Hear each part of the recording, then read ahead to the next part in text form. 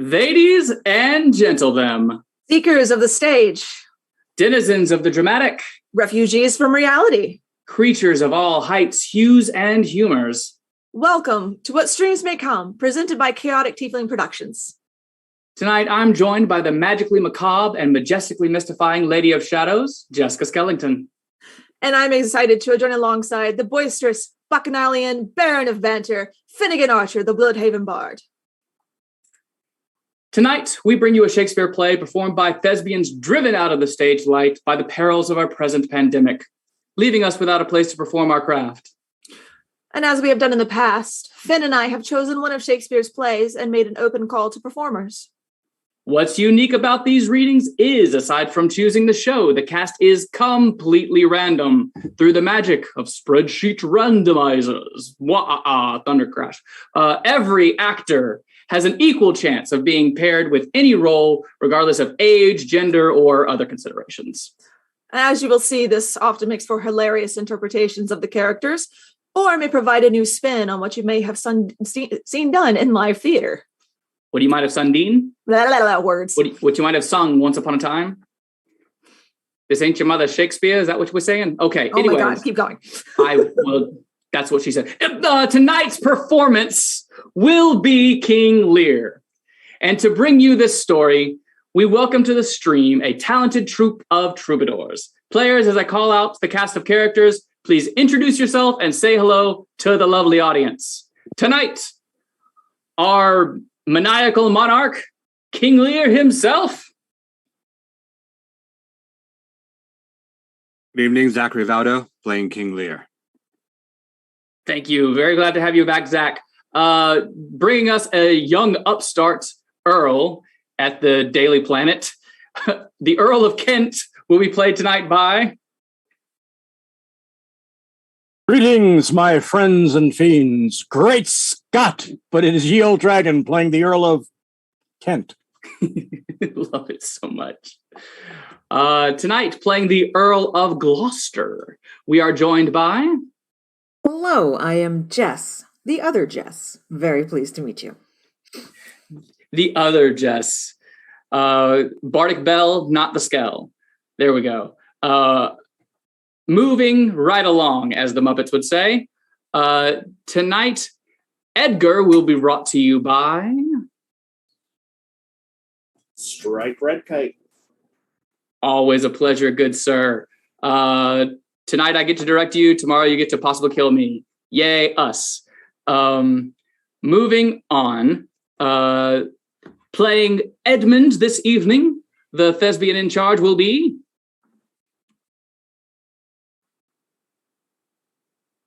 And we have a mute. The Goblin. Already.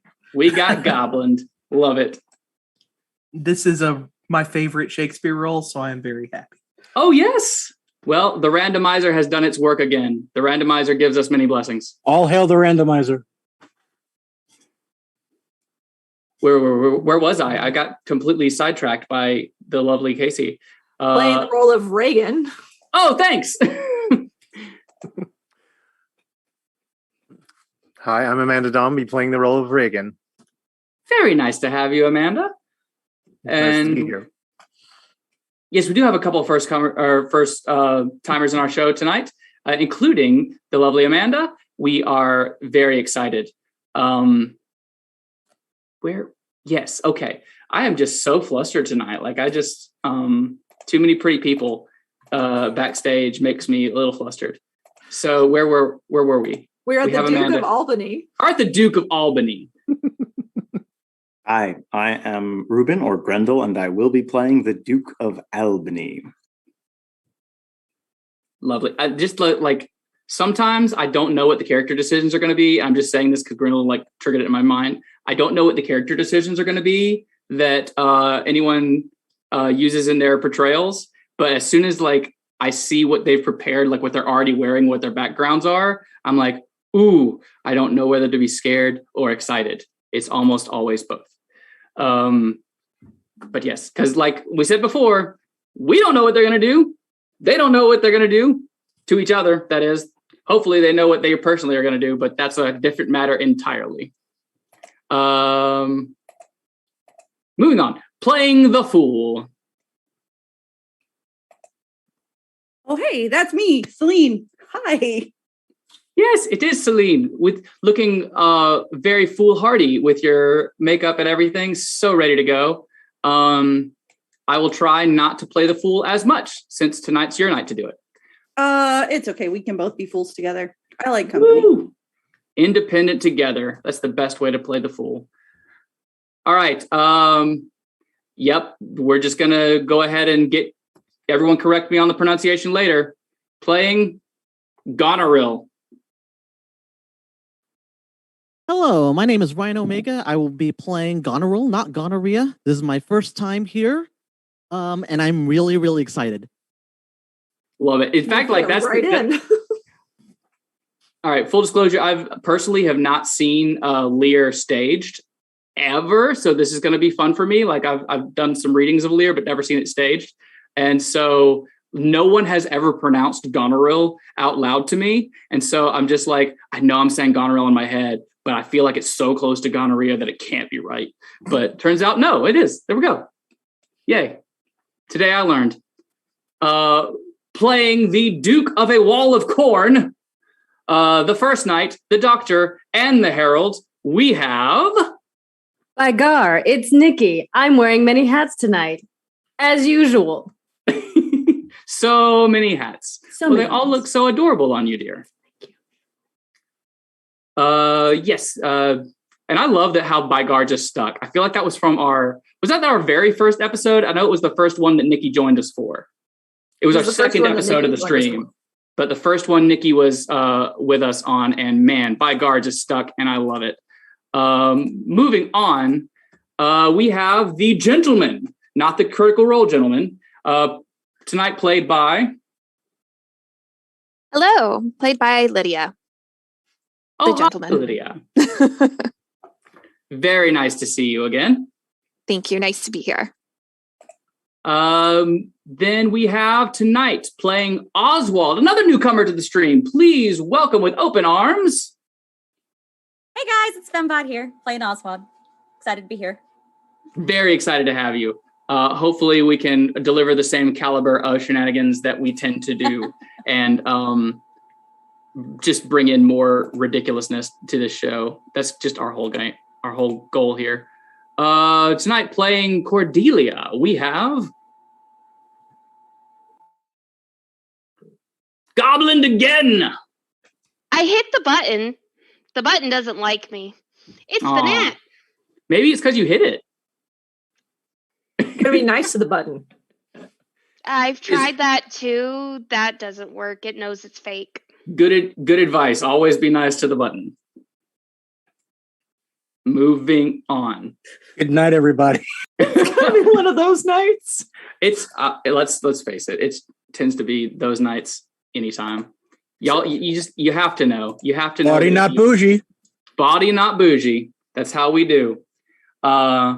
Another head adorned with many hats tonight. We have Kira and First Servant, Old Man, Third Messenger, all played by... Hello, everybody. I'm Random Bystander here, and I will be wearing many hats, sometimes figuratively, maybe even literally. I love it. I want both to happen. And never has your online handle been more apt than when you're playing all these different parts. Now you literally are the Random Bystander here. I live up to my name. You do indeed. And with that, we have introduced to you all of our lovely players. There are a smattering of one-liners in King Lear, just very many roles that speak maybe one, maybe two lines, and then poof, are seen no more. And you know me, if someone says, we need someone to deliver a lot of one-liners, I will always line up. But then I was told, no, you can't do that. Stop. You have to let other people do it. And so I was like, okay, hey, Jess, you want to deliver one-liners? And of course I said, of course. Ha. Can't say no to this face. In fact, no, everyone can say no to this face. I think the catchphrase is Fin no. Fin no. Yeah, I think I coined it too. So yep, everyone can say no to this. But in any case, Jess was gracious enough to not say no. Let's face it, Jess and I want to be performing just as much as the rest of you. And so tonight, a smattering of roles will be delivered by myself and Jess. I will be the Duke of Burgundy, the second servant, the second messenger, and the first captain. While Jess will be playing the King of France, the third servant, the first messenger, and the second captain. Woohoo! So we gonna be lots of things for you if you will let us be lots of things. We are all the things. But, as always, the best part of our show is you, our dear audience. So please let us know how you are liking it in the chat and share some of those comments that you would normally get shushed for in a live theater. Our performers may even join in the dialogue along with Finn and myself. We do humbly ask that you keep it respectful, but please feel free to make jokes, talk about the characters of plot, compliment our actors, and maybe, as you've already seen, be a bit bawdy. Yes, somebody said that this is an all-ages show earlier, and I went, someone missed a memo.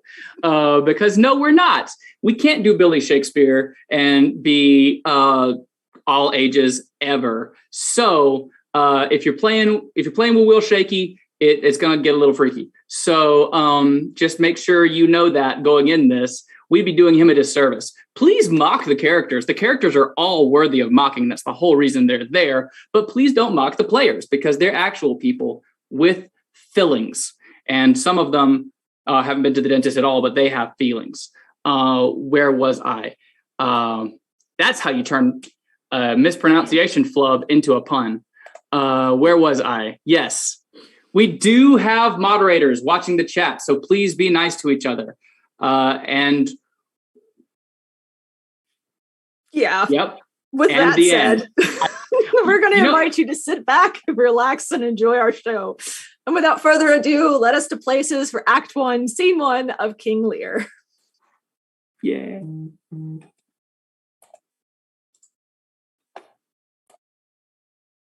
I thought the king had more affected the Duke of Albany than Cornwall. It did always seem so to us, but now in the division of the kingdom, it appears not which of the dukes he values most, for equalities are so weighted that curiosity in neither can make choice of either's moiety. Is this not your son, my lord? His breeding, sir, hath been at my charge. I have so often blushed to acknowledge him, that now I am brazen to it. I cannot conceive you. Sir, this young fellow's mother could, whereupon she grew round-wombed, and had indeed, sir, a son for her cradle, ere she had a husband for her bed. Do you smell a fault? I cannot wish the fault undone, the issue of it being so proper. But I have, sir, a son by order of law, some year older than this, who yet is no dearer in my account, though this knave cave something saucily into the world before he was sent for, yet his mother was fair, there was good sport at his making, and the whoreson must be acknowledged. Do you know this noble gentleman, Edmund? No, my lord. Ah, my lord of Kent. Remember him hereafter as my honorable friend. My services to your lordship. Well, I must love you and sue to know you better. Sir, I shall study deserving. He hath been out 9 years, and away he shall again. Ah, the king is coming. Attend the lords of France and Burgundy, Gloucester. I shall, my lord. Meantime, shall express our darker purpose. Give me the map there. Know we have divided in 3 our kingdom, and 'tis our fast intent to shake all cares and business from our age, conferring them on younger strengths while we unburdened crawl towards death. The son of Cornwall, and you are no less loving son of Albany. We have this hour a constant will to publish our daughter's several dowers, that future strife may be prevented now. The princes, France and Burgundy, great rivals in our youngest daughter's love, long in our court, have made their amorous sojourn, and here are to be answered. Tell me, my daughters, since now you will divest of both rule, interest of territory, cares of state, which of you, shall we say, doth love us most? that we our largest bounty may extend where nature doth with merit challenge. Goneril, our eldest born, speak first. Sir, I do love you more than words can wield the matter, dearer than eyesight, space, and liberty, beyond what can be valued, rich or rare, no less than life, with grace, health, beauty, honor, as much as child e'er loved or father found. A love that makes breath poor and speech unable, beyond all manner of so much I love you. What shall Cordelia speak? Love and be silent. All these bounds, even from this line to this, with shadowy forests and with champaigns rich, with plenteous rivers and wide-skirted meads, we make thee lady. To thine and Albany's issue be this perpetual. What say our second daughter, our dearest Regan, wife to Cornwall, speak?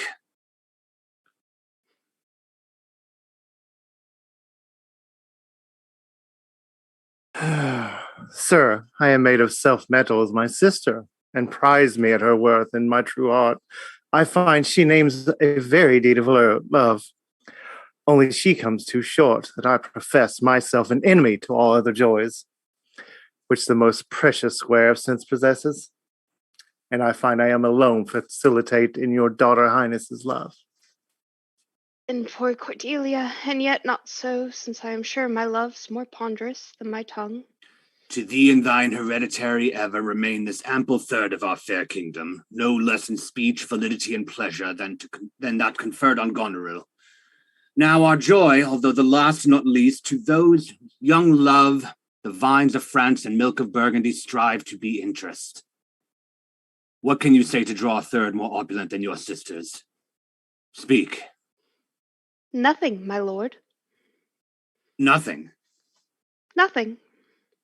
Nothing can come of nothing. Speak again.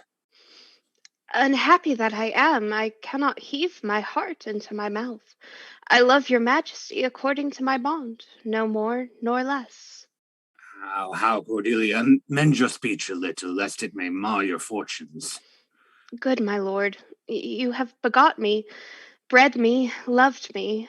I return those duties back as are right fit, obey you, love you, and most honor you. Why have my sisters husbands if they say they love you all? Haply, when I shall wed, that lord whose hand must take my plight shall carry half my love with him, half my care and duty. Sure, I shall never marry like my sisters, to love my father all. But goes thy heart with this? Ay, good my lord. So young, so untender? So young, my lord, and true. Let it be so. Thy truth then be thy dower. For by the sacred radiance of the sun, the mysteries of Hecate and the night, by all the operation of the orbs from whom we do exist and cease to be, here I disclaim all my parental care, propinquity and property of blood, and as a stranger to my heart and me, hold thee from this forever. Barbarous Scythian, or he that makes his generation messes to gorge his appetite, shall to my bosom be as well neighbored, pitied, and relieved as thou, my sometimes daughter. Good, my liege. Peace, Kent. Come not between the dragon and his wrath. I loved her most, and thought to set my rest on her kind nursery, hence and avoid my sight. So be my grave my peace, as here I give her father's heart for her. Call France, who stirs, call Burgundy, Cornwall, Albany, with my 2 daughters' dowers, digest this third. Let pride, which she calls plainness, marry her.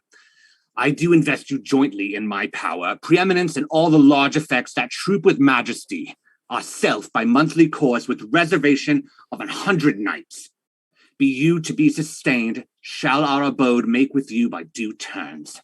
Only we still retain the name and all the additions to a king. The sway, revenue, execution of the rest, beloved sons, be yours, which to confirm this coronet part betwixt you. Royal Lear, whom I have ever honored as my king, loved as my father, as my master followed, as my great patron thought on in my prayers. The bow is bent and drawn. make from the shaft. Let it fall, rather, though the fork invade the region of my heart. Be Kent unmannerly when Lear is mad. What wouldst thou do, old man? Think'st thou that duty shall have dread to speak when power to flattery bows? To plainness honour's bound when majesty fails to folly. Oh, reserve thy state, and in thy best consideration check this hideous rashness. Answer my life, my judgment, thy youngest daughter does not love thee least, nor are those empty-hearted whose low sound reverbs no hollowness. Kent, on thy life, no more. My life I never held but as a pawn, to wage against thy enemies, nor fear to lose it, thy safety being motive. Out of my sight. See better, Lear, and let me still remain the true blank of thine eyes. Now, by Apollo. Now, by Apollo, King, thou swear'st thy gods in vain. Vassal, miscreant. Dear sir, forbear. Do kill thy physician, and the fee bestow upon thy foul disease. Revoke thy gift, or whilst I can vent clamour from my throat, I'll tell thee thou doest evil. Hear me, recreant. On thine allegiance hear me, since thou hast sought to make us break our vow, which we durst never yet, and with strained pride to come between our sentence and our power, which nor our nature nor our place can bear, our potency made good. Take thy reward. 5 days we do allot thee for provision to shield thee from diseases of the world, and on the 6th to turn thy hated back upon our kingdom. If, on the 10th day following, thy banished trunk be found in our dominions, the moment is thy death. Away! By Jupiter, this shall not be revoked. Why, fare thee well, King. Sith thus thou wilt appear, freedom lives hence, and banishment is here. The gods to their dear shelter take thee, maid, that justly think'st and hast most rightly said. And your large speeches may your deeds approve, that good effects may spring from words of love. Thus Kent, O princes, bids you all adieu. He'll shape his old course in a country new.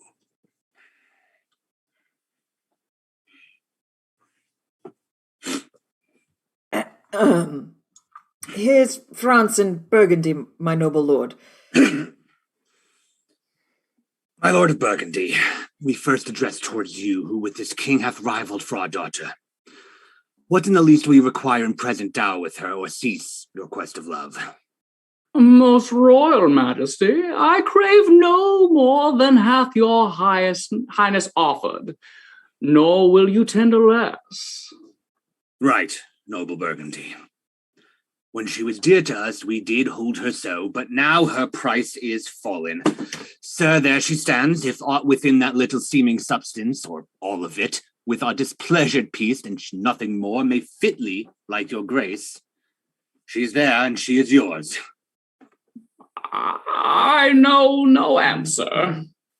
Will you, with those infirmities she owns, unfriended, newly adopted to our hate, dowered with our curse, and stranged with our oath, take her, or leave her? Pardon me, royal sir. Election makes not up in such conditions. Then leave her, sir, for by the power that made me, I tell you all her wealth. You, great king, I would not from your love make such a stray to match you where I hate. Therefore beseech you, to avert your liking a more worthier way than on a wretch whom nature is ashamed almost to acknowledge hers. This is most strange, that she even now has your best object. The argument of your praise, bomb of your age, most best, most dearest. should in this trice of time commit a thing so monstrous to dismantle so many folds of favour?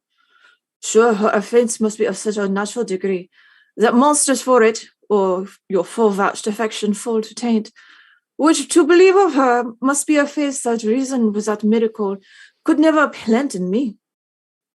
I yet beseech your majesty, if for I want that glib and oily art to speak and purpose not, since what I well intend I do before I speak, that you make known it is no vicious blot, murder or foulness, no unchaste action or dishonored step that hath deprived me of your grace and favour, but even for want of that for which I am richer, a still soliciting eye and such a tongue as I am glad I have not, though not to have it had lost me in your liking.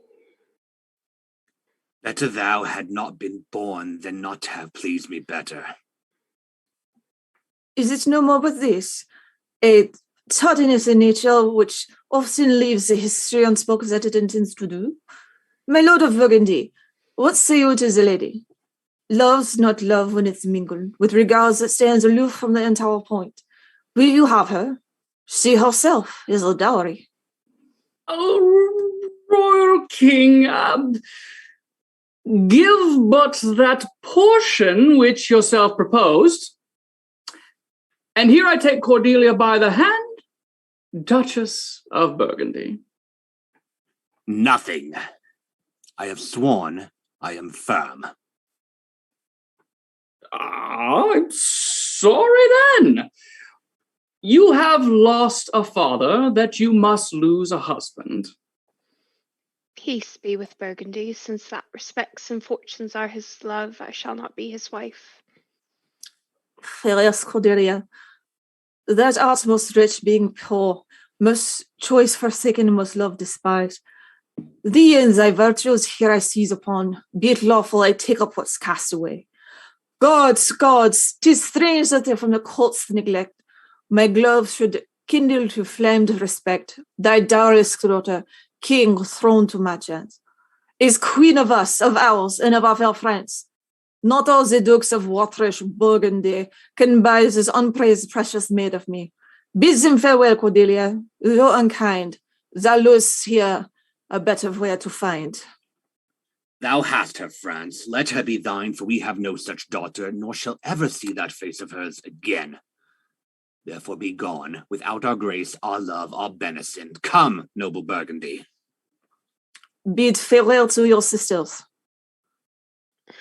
The jewels of our father with washed eyes, Cordelia leaves you. I know you what you are, and like a sister am most loath to call your faults as they are named. Love well our father, to your professed bosoms I commit him. But yet, alas, stood I within his grace, I would prefer him to a better place. So farewell to you both. Ascribe us not our duty. Let your study be content to your Lord, who hath received you at fortune's alms. You have obedience scanted, and well are worth the want that you have wanted. Time shall unfold what plighted cunning hides. Who covers faults at last with shame derides. Well may you prosper.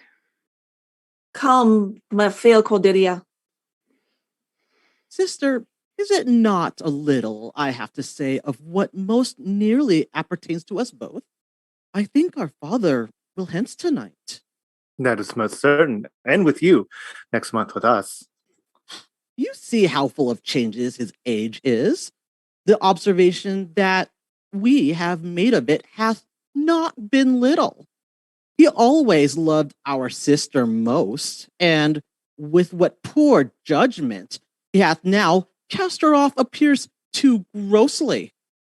'Tis the infirmity of his age. Yet he hath ever put slenderity known himself. The best and soundest of his time hath been but rash. Then we must look from his age to receive not alone the imperfections of long and grafted condition, but therewithal the unruly waywardness that infirm and choleric years bring with them. Such inconsistent stars are we to have from him as this Kent's banishment. there is further compliment of leave-taking between France and him. Pray you, let's sit together. If our father carry authority with such dispositions as he bears, this last surrender of his will but offend us. We shall further think on it. We must do something in the heat. Okay. And that takes us to Act 1, Scene 2. Thou, nature, art my goddess. To thy law, my services are bound. Wherefore should I stand in the plague of custom and permit the curiosity of nations to deprive me, for that I am some 12 or 14 moonshines lag of a brother? Why bastard? Wherefore base? When my dimensions are as well compact, my mind as generous, and my shape as true as honest madam's issue, why brand they us with baseness, bastardy, base? Who in the lusty stealth of nature take more composition and fierce quality than doth within a dull, stale, tired bed go to the creating of a whole tribe of fops, got tween sleep and wake? Well then, legitimate Edgar, I must have your land. Our father's love is to the bastard Edmund as to the legitimate. Fine word, legitimate. Well, my legitimate, if this letter's speed and my invention thrive, Edmund the base shall top the legitimate. I grow, I prosper. Now, gods stand for the bastards. Kent banished thus, and France in choler parted, and the king gone tonight prescribes his power confined to exhibition. All this done upon the gad. Edmund, how now? What news? So please your lordship, none. Why so earnestly seek you put up that letter? I know no news, my lord. What paper were you reading? Oh, nothing, my lord. No, what needed then that terrible dispatch of it to your pocket? The quality of nothing hath not such need to hide itself. Let's see. Come, if it be nothing, I shall not need spectacles. I beseech you, sir, pardon me. It is a letter from my brother, and I have not all o'erread, all for so much as I have perused. I find it not fit for your o'erlooking. Give me the letter, sir. I shall offend either to detain or give it. The contents, as in part I understand them, are to blame. Let's see.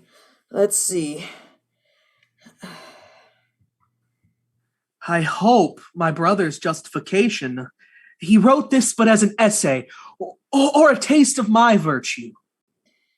This policy and reverence of age makes the world bitter to the best of our times, keeps our fortunes from us till our oldness cannot relish them. I begin to find an idle and fond bondage in the oppression of age tyranny, who sways not as it hath power, but as it is suffered. Come to me, that of this I may speak more. If our father would sleep till I waked him, you should enjoy half his revenue forever, and live the beloved of your brother, Edgar. Conspiracy. Sleep till I wake him, you should enjoy half his revenue. My son, Edgar. Had he a hand to write this, a heart and brain to breed it in? When came this to you? Who brought it? It was not brought me, my lord.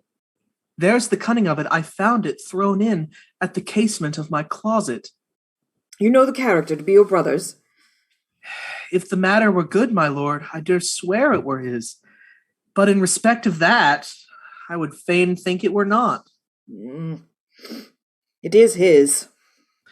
It is his hand, my lord, but I hope his heart is not in the contents. Hath he never heretofore sounded you in this business? Never, my lord. But I have heard him oft maintain it to be fit that, Sons at perfect age and fathers declined, the father should be as ward to the son, and the son manage his revenue. Oh, villain. Villain, his very opinion in the letter.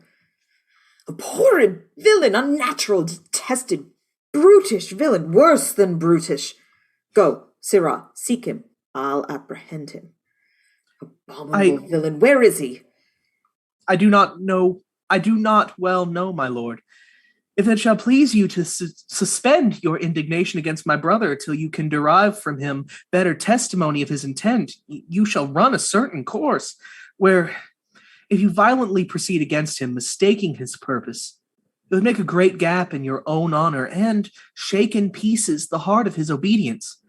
I dare pawn down my life for him, that he hath wrote this to feel my affection to your honor, and to no other pretense of danger. Think you so? If your honor judge it meet, I will place you where you shall hear us confer of this, and by an auricular assurance have your satisfaction, and that without my further delay than this very evening. He cannot be such a monster. Nor is not sure. To his father, that so tenderly and entirely loves him, heaven and earth. Edmund, seek him out. Wind me into him, I pray you. Frame the business after your own wisdom. I would unstate myself to be in a due resolution. I will seek him, sir, presently. Convey the business as I shall find means, and acquaint you with all. These late eclipses in the sun and moon portend no good to us. Though the wisdom of nature can reason it thus and thus, yet nature finds itself scourged by the sequent effects. Love cools, friendship falls off, brothers divide, in cities mutinies, in countries discord, in palaces treason, and the bond cracked twixt son and father. This villain of mine comes under the prediction. There's son against father. The king falls from the bias of nature. There's father against child. We have seen the best of our time. Machinations, hollowness, treachery, and all ruinous disorders follow us disquietly to our graves. Find out this villain, Edmund. It shall lose thee nothing. Do it carefully. And the noble and true-hearted Kent banished, his offense honesty. Oh, 'tis strange, 'tis strange. This is the excellent foppery of the world, that when we are sick in fortune, often the surfeit of our own behavior, we make guilty of our disasters the sun, the moon, and the stars, as were villains by necessity. Fools by heavenly compulsion, knaves, thieves, and treachers by spherical predominance, drunkards, liars, and adulterers by an enforced obedience of planetary influence, and all that we are evil in by a divine thrusting on. An admirable evasion of whoremaster man to lay his goatish disposition to the charge of a star. My father compounded with my mother under the dragon's tail, and my nativity was under Ursa Major. So that it follows I am rough and lecherous. But I should have been what I am, had the maidenliest star in the firmament twinkled on my bastardizing. Edgar! And pat on cue. He comes like the catastrophe of an old comedy. My cue is villainous melancholy, with a sigh like Tom of Bedlam. Oh, these eclipses do portend these divisions. Fa, sol, la, mi.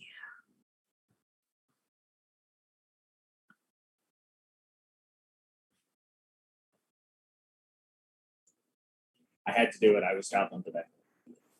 How now, Brother Edmund? What serious contemplation are you in? I am thinking, brother, of a prediction I read this other day. What should follow these eclipses? Do you busy yourself about that? I promise you, the effects he writes of succeed unhappily, as of unnaturalness between the child and the parent, death, dearth, dissolutions of ancient amities, a division in state, menaces and maledictions against king and nobles.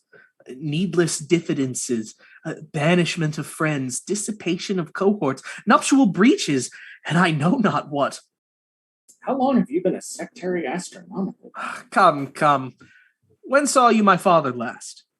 Like the night gone by? Spake you with him? Aye, 2 hours together. Parted you in good terms? Found you no displeasure in him by word or countenance? Not at all. Bethink yourself wherein you may have offended him, and at my entreaty forbear his presence till some little time hath qualified the heat of his displeasure, which at this instant so rageth in him that with the mischief of your person it would scarcely allay. Some villain hath done me wrong. That's my fear. I pray you have a continent forbearance till the speed of his rage goes slower. And as I say, retire with me to my lodging, from whence I will fitly bring you to hear my lord speak. Pray ye go. There's my key. If you do stir abroad, go armed. Armed, brother? Brother, I advise you go to the best. Go armed. I am no honest man if there be any good meaning towards you. I have told you what I have seen and heard, but faintly, nothing like the image and horror of it. Pray you, away. Shall I hear from you anon? I do serve you in this business. A credulous father and a brother noble, whose nature is so far from doing harms that he suspects none. Oh, whose foolish honesty my practices ride easy. To see the business let me, if not by birth, have lands by wit. All with me's meet that I can fashion fit. And without any comments from Finn, we go to Act 1, Scene 3. Didn't my father strike my gentleman for chiding of this fool? Aye, madam. By day and night he wrongs me. Every hour he flashes into one gross crime or other that sets us all at odds. I'll not endure it. His nights grow riotous, and himself upbraid us on every trifle. When he returns from hunting, I will not speak with him. Say, I am sick. If you come slack of former services, you shall do well. The fault of it I'll answer. He's coming, madam. I hear him. Put on what weary negligence you please, you and your fellow servants. I'll have it come to question. If he distaste it, let him to our sister, whose mind and mine I know in our one, not to be overruled. Idle old man that would still manage those authorities he hath given away. Now, by my life, old fools are babes again, and must be used with checks as flatteries when they are seen abused. Remember what I have said. Very well, madam. And let his knights have colder looks among you. What grows of it, no matter. Advisers fellow so. I would breed from hence occasions, and I shall, that I may speak. I'll write straight to my sister to hold my very course. Go, prepare for dinner. Act 1, Scene 4.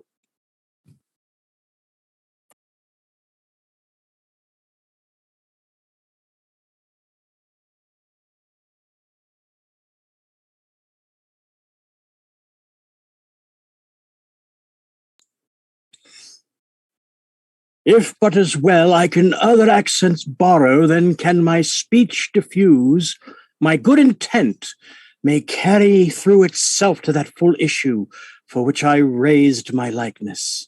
Now, banished Kent, if thou canst serve where thou dost stand condemned, so may it come thy master whom thou lovest shall find thee full of labours.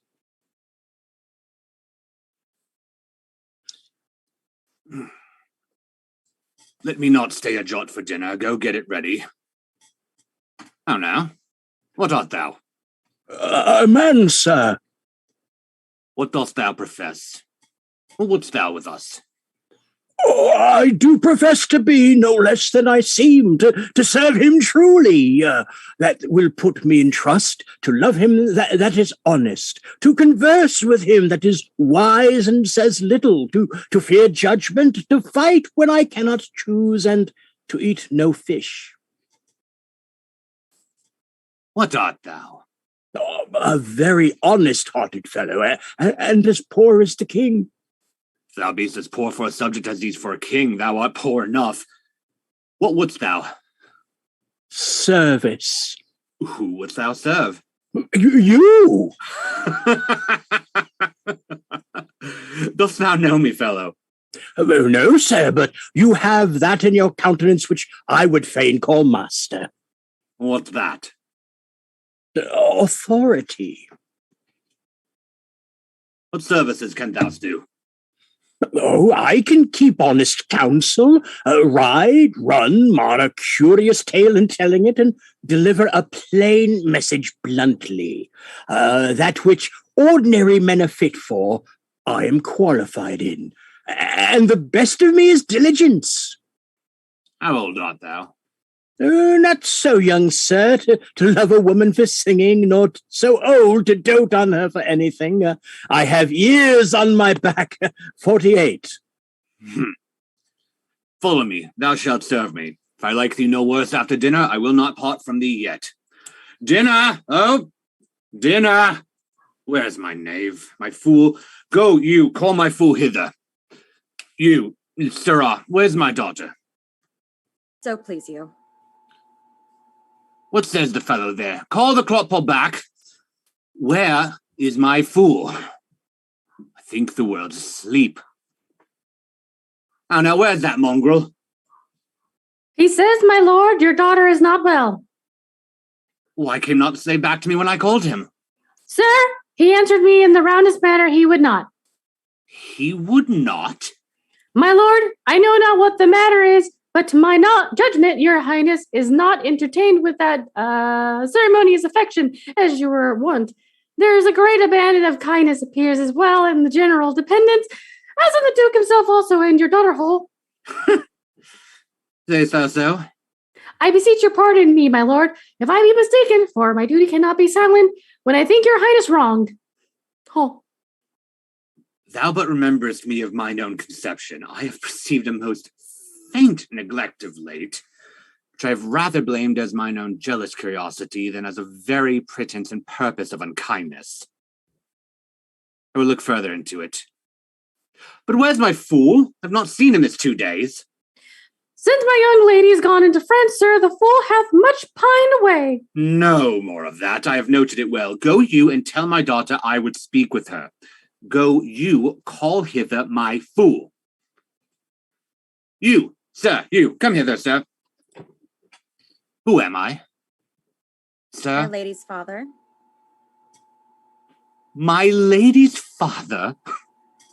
My lord's knave, you horse and dog, you slave, you cur. I am none of those, my lord. I beseech your pardon. Do you bandy looks at me, you rascal? I will not be strucken, my lord.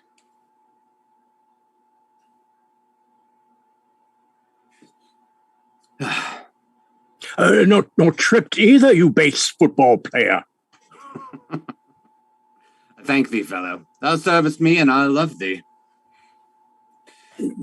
Come, sir, arise, away. I'll teach you differences. Away, away. If you will measure your lubber's length again, tarry, but away, go to. Have you wisdom so? Now, my friendly knave, I thank thee. There's earnest of thy service. Oh, let me hire him too. Here's my coxcomb. Oh, now, my pretty knave, how dost thou? Sir, you best take my coxcomb.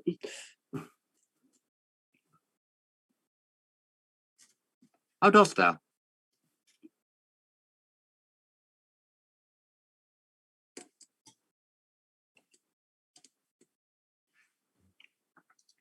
Sirrah, my coxcomb?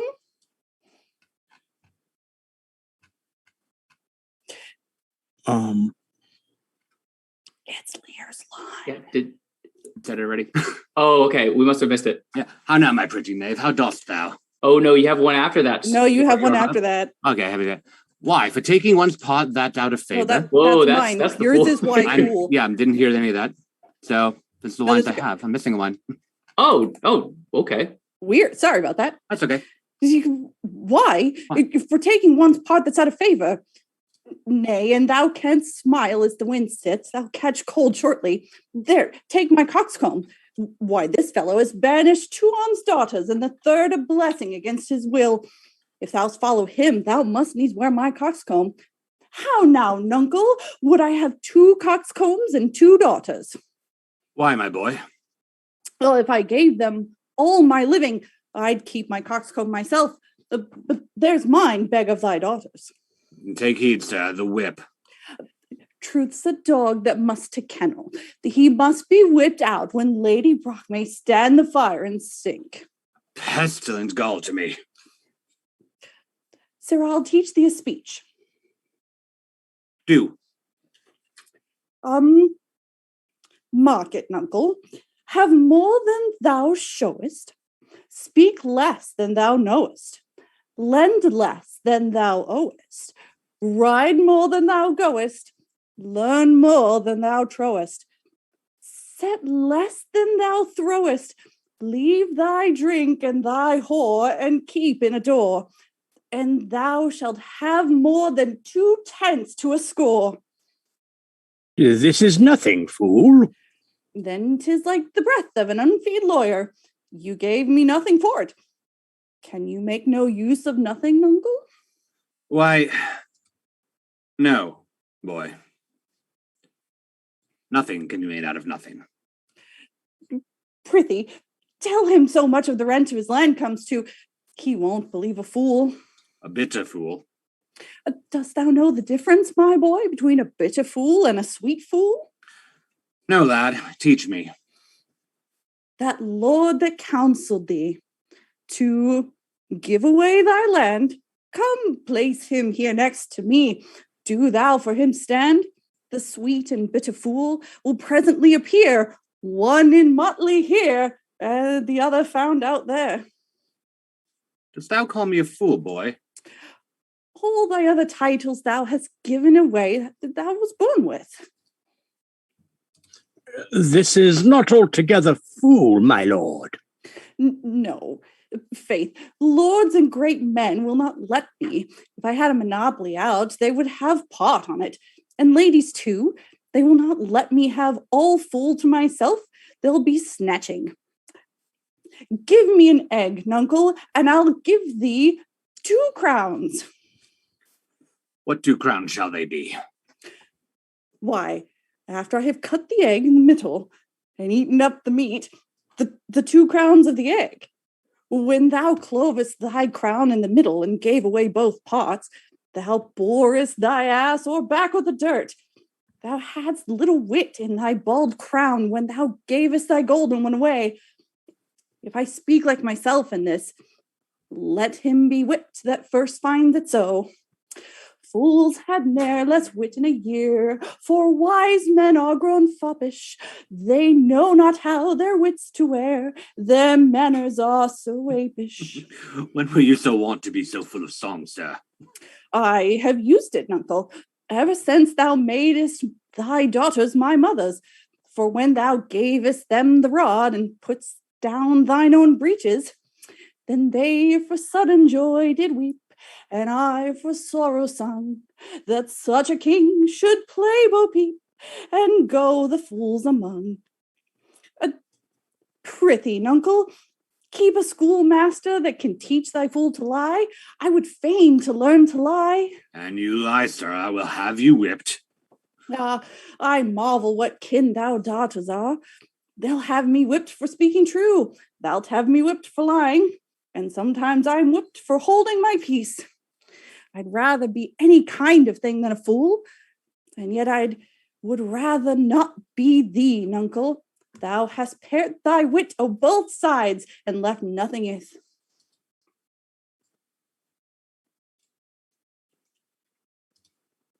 Middle.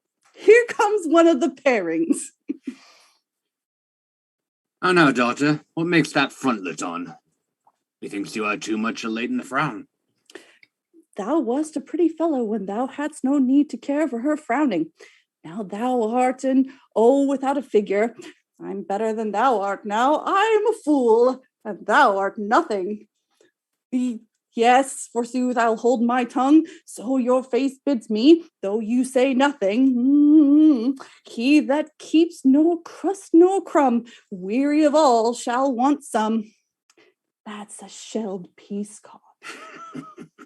Not only, sir, this your all-licensed fool, but other of your insolent retinue do hourly carp and quarrel, breaking forth in rank and not to be endured riots.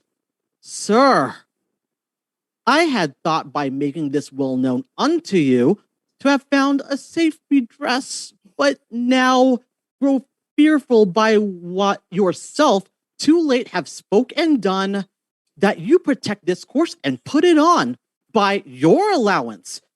If you should, the fault would not scape censure, nor the redress sleep, which in the tender of a wholesome weal might in their working do you that offense, which else were shame than that then necessity will call discreet proceeding.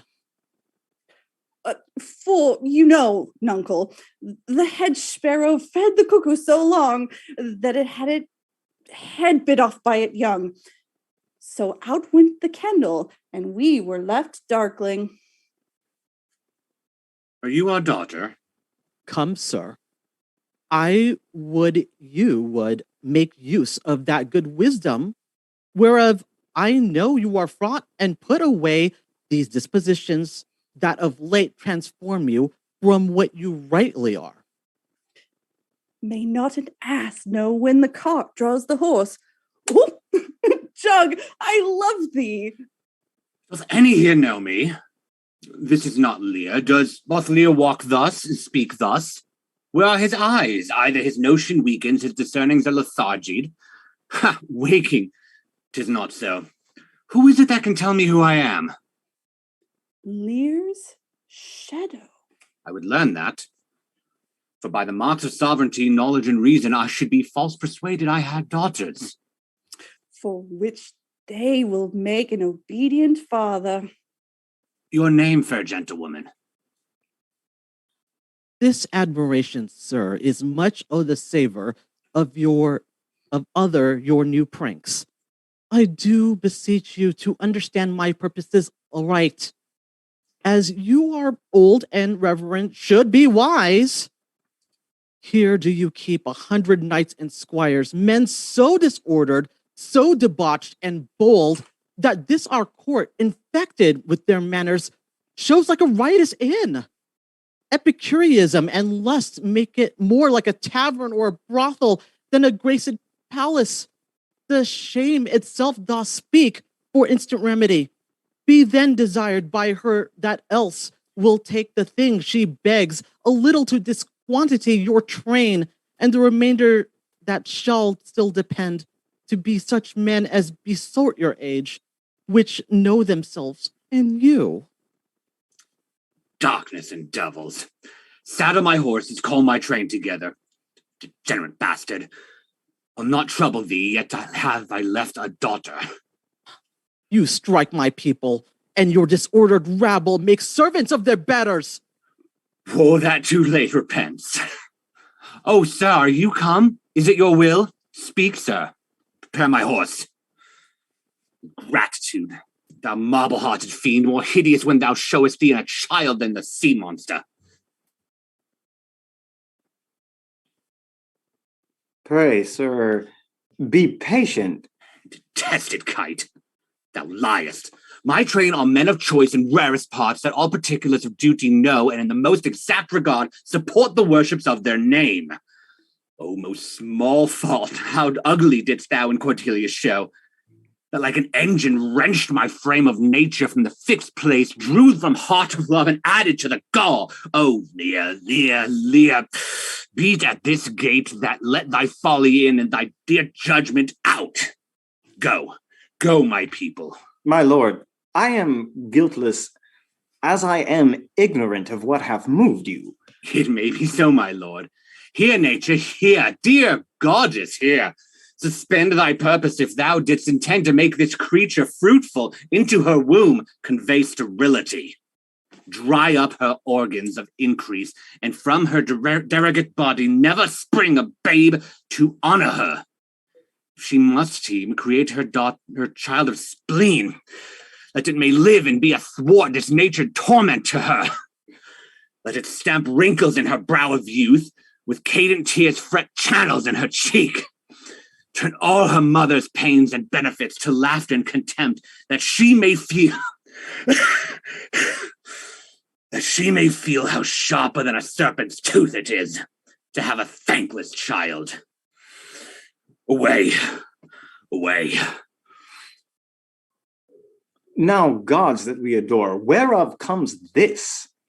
Never afflict yourself to know more of it, but let his disposition have that scope that dotage gives it. What, 50 of my followers are to clap within a fortnight? What's the matter, sir? I'll tell thee, life and death, I am ashamed that thou hast power to shake my manhood thus. At these hot tears which break from me, perforce should make thee worth them. Blasts and fogs upon thee. The untended woundings of a father's curse pierce every sense about thee. Old fond eyes, beweep this cause again. I'll pluck ye out and cast you with the waters that you lose to tempest clay. Hey, is it come to this? Let it be so. I have another daughter, who I am sure is kind and comfortable when she shall hear of thee. With her nails she shall flay thee, wolvish visage. Thou shalt find that resume the shape which thou dost think I have cast off forever. Thou shalt, I warrant thee. Do you mark that, my lord? I cannot be so partial, Goneril. To the great love I bear you. I pray you, content. Come, sire, no more. What, Oswald, ho! You, sir, more knave than fool. After your master. Uncle Lear, tarry and take the fool with thee. A fox when one has caught her, and such a daughter should sure to the slaughter. If my cap would buy a halter, so the fool follows after. This man hath good counsel. 100 knights. 'Tis politic and safe to let him keep at point 100 knights. Yes, that on every dream, each buzz, each fancy, each complaint, dislike, he may enguard his dotage with their powers and hold our lives in mercy? Oswald, I say. Well, you may fear too far. Safer than trust too far. Let me still take away the harms I fear, not fear still to be taken. I know his heart. What he hath uttered, I have writ my sister. If she sustain him and his 100 knights, when I have showed him the unfitness. Here, madam. How now, Oswald? What have you writ that letter to my sister? Aye, madam.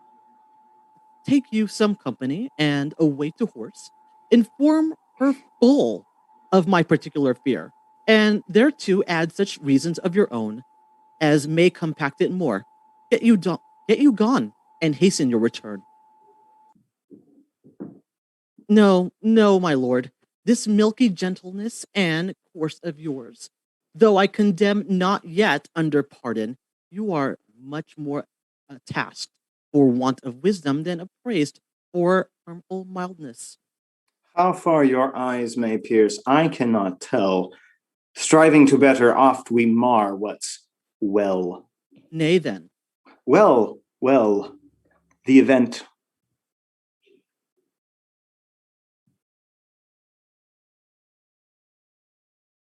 And Act 1, Scene 5. Go you before to Gloucester with these letters. Acquaint my daughter no further with anything you know than comes from her demand out of the letter. If your diligence be not speedy, I shall be there for you. I will not sleep, my lord, till I have delivered your letter. If a man's brains were in his heels, wert not in danger of kibes. Aye, boy. Then, I prithee be merry, thy wit shall ne'er go slipshod.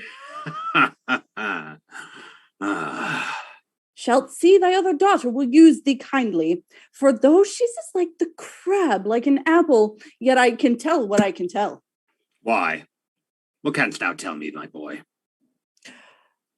She will taste as like this a crab does to a crab.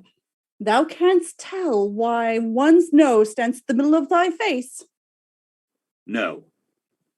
Why, to keep one's eyes of either side's nose, that what a man cannot smell out, he may spy into. I did her wrong. Canst tell how an oyster makes his shell. No. Nor I neither, but I can tell why a snail has a house. Why? Why, to put's head in, not to give it away to his daughters and leave his horns without a case. I will forget my nature. So kind a father. Be my horses ready? Thy asses are gone about them. The reason why the 7 stars are no more than 7 is a pretty reason. Because they are not 8? Yes, indeed. Thou wouldst make a good fool. Take it again, perforce. Monster ingratitude. If thou wert my fool, nuncle, I'd have thee beaten for being old before thy time. How's that?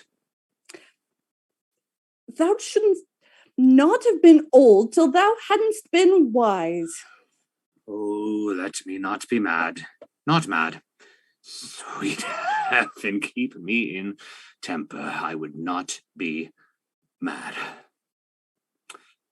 How now? Are the horses ready?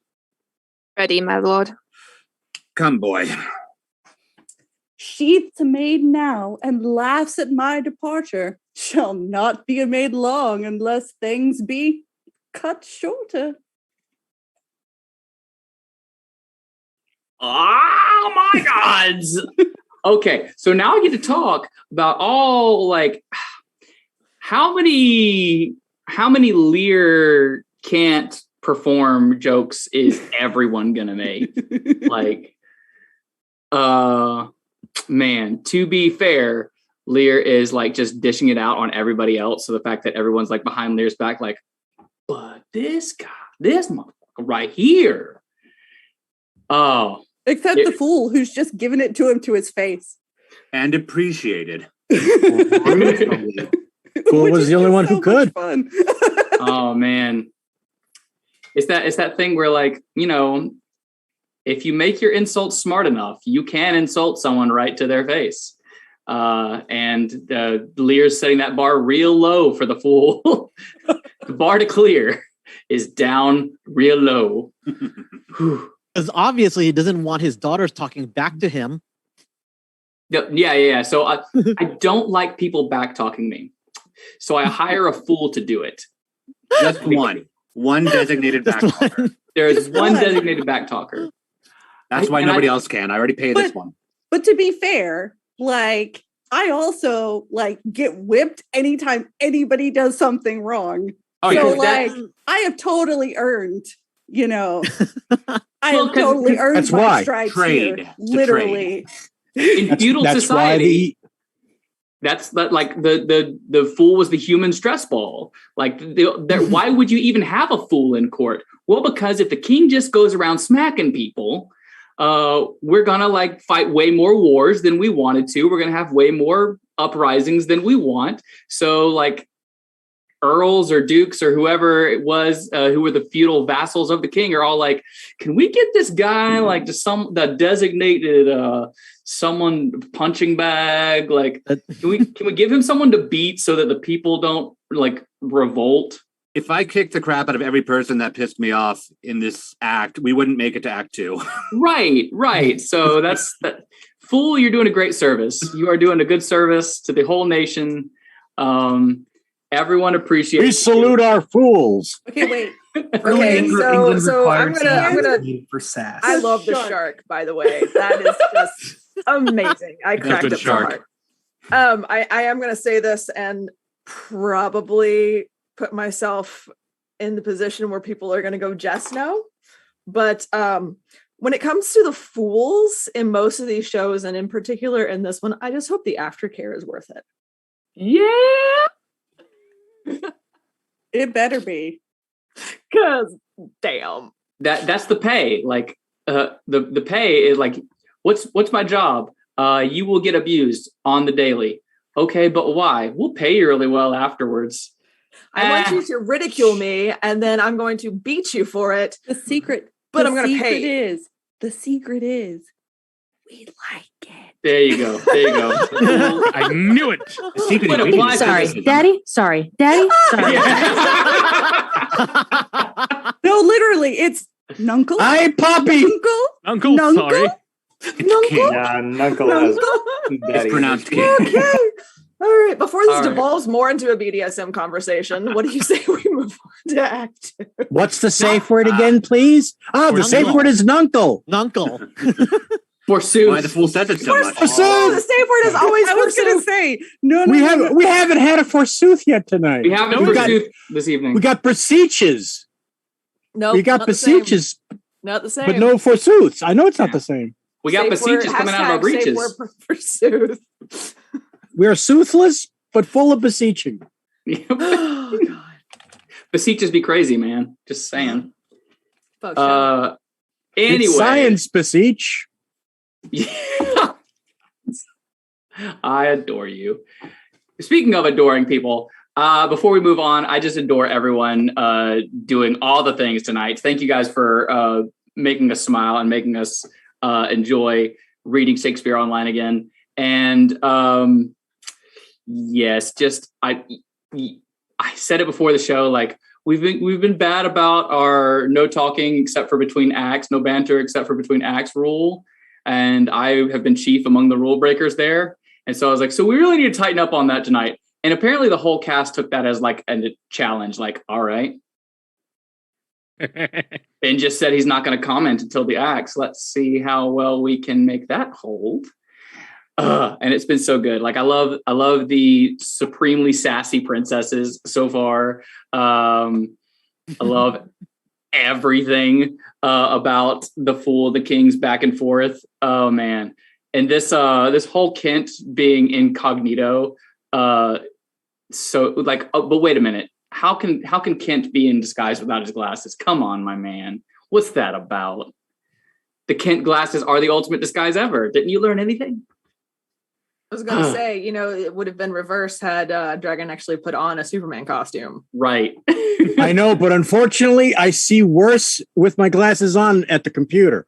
Got it. Yeah, of course. That's the trick. So I went the other way. The trick is you were because looking after for all, glasses. You were expecting that one. Okay. Ooh, yes, we got voice of God. We got voiced by Babs. All right, Miss Gordon, we will away to I'll praise the offstage oracle. Yes, Oracle. We pray your patience, long suffering as it is, and we will move on to Act 2, Scene 1.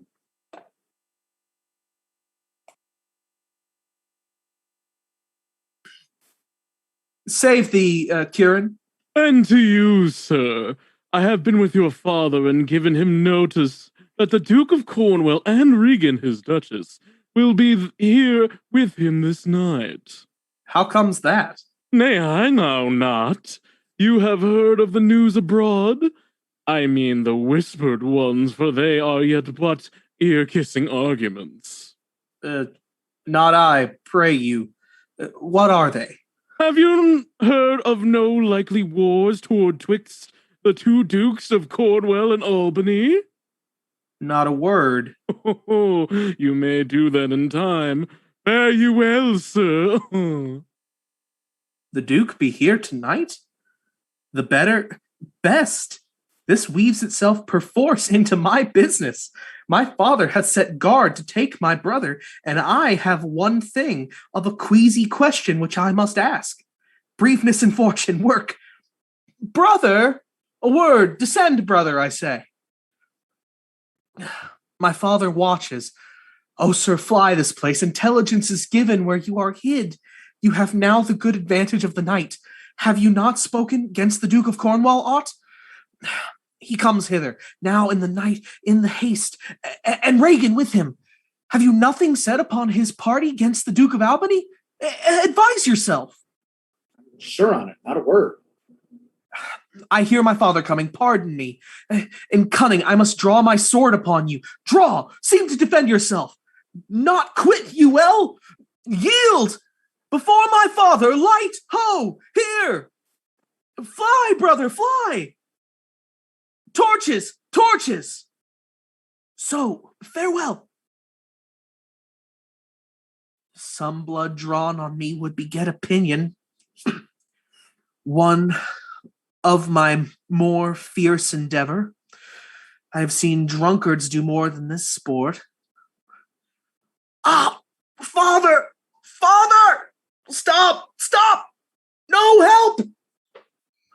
Now, Edmund, where's the villain? Here stood he in the dark, his sharp sword out, mumbling of wicked charms, conjuring the moon to stan's auspicious mistress. But where is he? Look, sir, I bleed. Where is the villain, Edmund? Fled this way, sir, when by no means he could. Pursue him. Ho! Go after. By no means what? Persuade me to the murder of your lordship, but that I told him the revenging gods against against parricides, did all the thunder bend, spoke with how manifold and strong a bond the child was bound to the father. Sir, in fine, seeing how loathly opposite I stood to his unnatural purpose, in fell motion with his prepared sword, he charges home my unprovided body, latched mine arm. And when he saw my best alarmed spirits, bold in the quarrels, right roused to the encounter, or whether gasted by the noise I made, full suddenly he fled. Let him fly far. Not in this land shall he remain uncaught, and found dispatch. The noble Duke, my master, my worthy arch and patron, comes tonight. By his authority I will proclaim it, that he which finds him shall deserve our thanks, bringing the murderous coward to the stake. He that conceals him, death. When I dissuaded him from his intent and found him plight to do it with cursed speech, I threatened to discover him. He replied, "Thou unpossessing bastard, dost thou think if I would stand against thee, would the reposal of any trust, virtue, or worth in thee make thy words faithed? No, what I should deny, as this I would, thou didst produce my very character. I turn it all to thy suggestion, plot, and damned practice. And thou must make a dullard of the world if they not thought the prophets of my death were very pregnant and potential spirits to make thee seek it." Oh, strange and fastened villain! Would he deny his letter, said he? I never got him. Hark, the Duke's trumpets, I know not why he comes. All ports I'll bar, the villain shall not escape. The Duke must grant me that. Besides, his picture I will send far and near, that all the kingdom may have the due note of him, and of my land, loyal and natural boy. I'll work the means to make thee capable. How now, my noble friend? Since I have come hither, which I can call but now, I have heard strange news. If it be true, all vengeance comes too short, which can pursue the offender. How dost thy lord? Oh, madam, my old heart is cracked. It's cracked. What? Did my father's grandson seek your life? He whom my father named your Edgar. Oh, Lady shame would have it hid. Was he not companion with the righteous knights that tend upon my father? I know not, madam. 'Tis too bad. Too bad. Yes, madam, he was of that consort. No marvel then, though he were ill affected, 'tis they have put him on the old man's death, to have expense and soil his revenues. I have this present evening of my sister been well informed of them, and with such cautions that if they come upon sojourn at my house, I will not be there. Nor I, assure thee, Regan. Edmund, I hear that you have sworn your father a childlike office. It was my duty, sir. He did bewray his practice, and received this hurt, you see, striving to apprehend him. Is he pursued? Aye, my good lord. If he be taken, he shall never more be feared for doing harm. Make your own purpose, how in my strength you please, for you, Edmund, whose virtue and obedience doth this instant so much commend itself, you shall be ours. Natures of such deep trust we shall much need. We must first seize on. I shall serve you, sir, truly however else. For him I thank your grace. You know not why we came to visit you. Us out of season, tending dark-eyed night, occasions, noble Gloucester, of some poise, wherein we must have use of your advice. Our father, he hath wit, so hath our sister, of differences, which I least thought of it fit to answer from our home. Several messengers from hence attend dispatch. Our good old friend lay comforts on your bosom, and bestow your needful counsel to our business, which craves the instant use. I serve you, madam. Your graces are right welcome. Okay, let's go to Act 2, Scene 2. Good dawning to thee, friend. Art of this house? Aye, Where may we set our horses? in the mire. Prithee, if thou lovest me, tell me. I love thee not. Why then I care not for thee. If I had thee in Lipsbury pinfold, I would make thee care for me. Why dost thou use me thus? I know thee not. Fellow, I know thee. What dost thou know me for? A knave, a rascal, an eater of broken meats, a base, proud, shallow, beggarly, three-suited, 100-pound, filthy, worsted stocking knave, a lily-livered, action-taking knave, a whoreson, glass-gazing, super-serviceable, finical rogue, one trunk-inheriting slave. One that wouldst be a bawd in a way of good service, and art nothing but the composition of a knave, beggar, coward, pander, and the son and heir of a mongrel bitch. One whom I will beat into clamorous whining if thou deniest the least syllable of thy addition. Why, what a monstrous fellow art thou! Thus to rail on one of that is neither known of thee nor knows thee. What a brazen-faced varlet, thou to deny thou knowest me. Is it 2 days ago since I tripped up thy heels and beat thee before the king? Draw, you rogue, for though it be night, yet the moon shines. I'll make a sop of the moonshine of you. Draw, you whoreson, cunningly barbermonger, draw.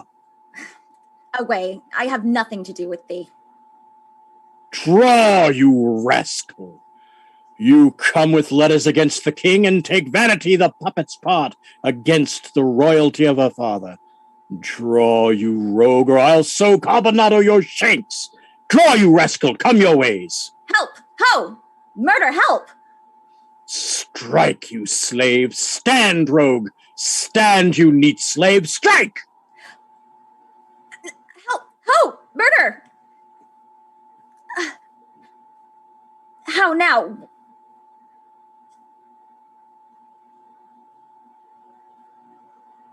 With you, goodman boy, if you please. Come, I'll flesh ye. Come on, young master. Weapons, arms, what's the matter here? Heap peace upon your lives. He dies that strikes again. What is the matter? The messengers from our sister and the king. What is your difference? Speak. I am scarce in breath, my lord. No marvel, you have so bestirred your valor, you cowardly rascal. Nature disclaims in thee. A tailor made thee. Thou art a strange fellow. A tailor makes a man? Aye, a tailor, sir, a stone cutter or painter could not have made him so ill, though they had been but 2 years of the trade. Speak yet. How grew your quarrel? This ancient ruffian, sir, whose life I've spared at suit of his grey beard. Thou whore son, Zed, thou unnecessary letter! My lord, if you will give me leave, I will tread this unbolted villain into mortar and daub the wall of the jakes with him. Spare my grey beard, you wagtail! Peace, sir, you beastly knave, know you no reverence? Yes, sir, but anger hath a privilege. Why art thou angry? That such a slave as this should wear a sword, who wears no honesty. Such smiling rogues as these, like rats oft bite the holy cords atwain, which are too entrenched to unloose. Smooth every passion that in the natures of their lords rebel, bring oil to fire, snow to colder moods. Renege, affirm, and turn their halcyon beaks with every gale, and vary of their masters, knowing not like dogs, but following, a plague upon your epileptic visage. Smile you my speeches as if I were a fool? Goose, and I had you upon the Sarum plain, I'd drive ye cackling home to Camelot. Why art thou mad, old fellow? How fell you out? Say that. No contraries hold more antipathy than I and such a knave. Why dost thou call him knave? What's his offense? His countenance likes me not. No more perchance does mine, nor his, nor hers. Sir, 'tis my occupation to be plain. I have seen better faces in my time than stands on any shoulder that I see before me at this instant. This is some fellow who, have been praised for bluntness, doth affect a saucy roughness, and constrains the garb quite from his nature. He cannot flatter, and honest mind and plain, he must speak truth, and they will take it, if so. If not, he's plain. These kind of knaves I know, which in this plainness harbor more craft and more corrupter ends than 20 silly, ducking observants that stretch their duties nicely. Sir, in good faith or in sincere verity, under the allowance of your great aspect, whose influence, like the wreath of radiant fire on flickering Phoebus's front? What meanest by this? To go out of my dialect, which you discommend so much, I know, sir, I am no flatterer. He that beguiled you in a plain accent was a plain knave, which for my part I will not be, though I should win your displeasure to entreat me to it. What was the offense you gave him? I never gave him any. It pleased the king to master very late, to strike me upon his misconstruction, when he, conduct in flattering his displeasure, tripped me behind, being down, insulted, railed, and put upon him such a deal of man, that worthied him got praises of the king for him, attempting who he was self-subdued, and in the flushment of the dread exploit, drew on me here again. None of these rogues and cowards, but Ajax is their fool. Fetch forth the stocks. Oh, you stubborn ancient knave, you reverting braggart. We'll teach you. Sir, I am too old to learn. Call not your stocks for me. I serve the king, on whose employment I was sent to you. You shall do small respect, show too bold malice against the great in person of my master, stalking his messenger. Fetch forth the stocks, as I have life and honor, there shall he still, till noon. Till noon?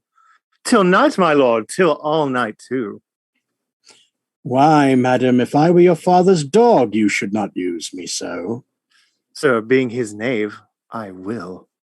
This is a fellow of the safe same color our sister speaks of. Come, bring away the stocks. Let me beseech your grace not to do so. His fault is much, and the good king his master will check him for it. Your purpose, low correction, is such as basest and contemnitous wretches for pilferings and most common trespasses are punished with. The king his master needs must take it ill, that he so slightly valued in his messenger should have him thus restrained. I'll answer that. My sister may receive it much more worse to have her gentleman abused, assaulted for following her affairs. Put in his legs. Come, my good lord, away. I am sorry for thee, friend. 'Tis the duke's pleasure, whose disposition all the world well knows will not be rubbed nor stopped. I'll entreat for thee. Pray you do not, sir.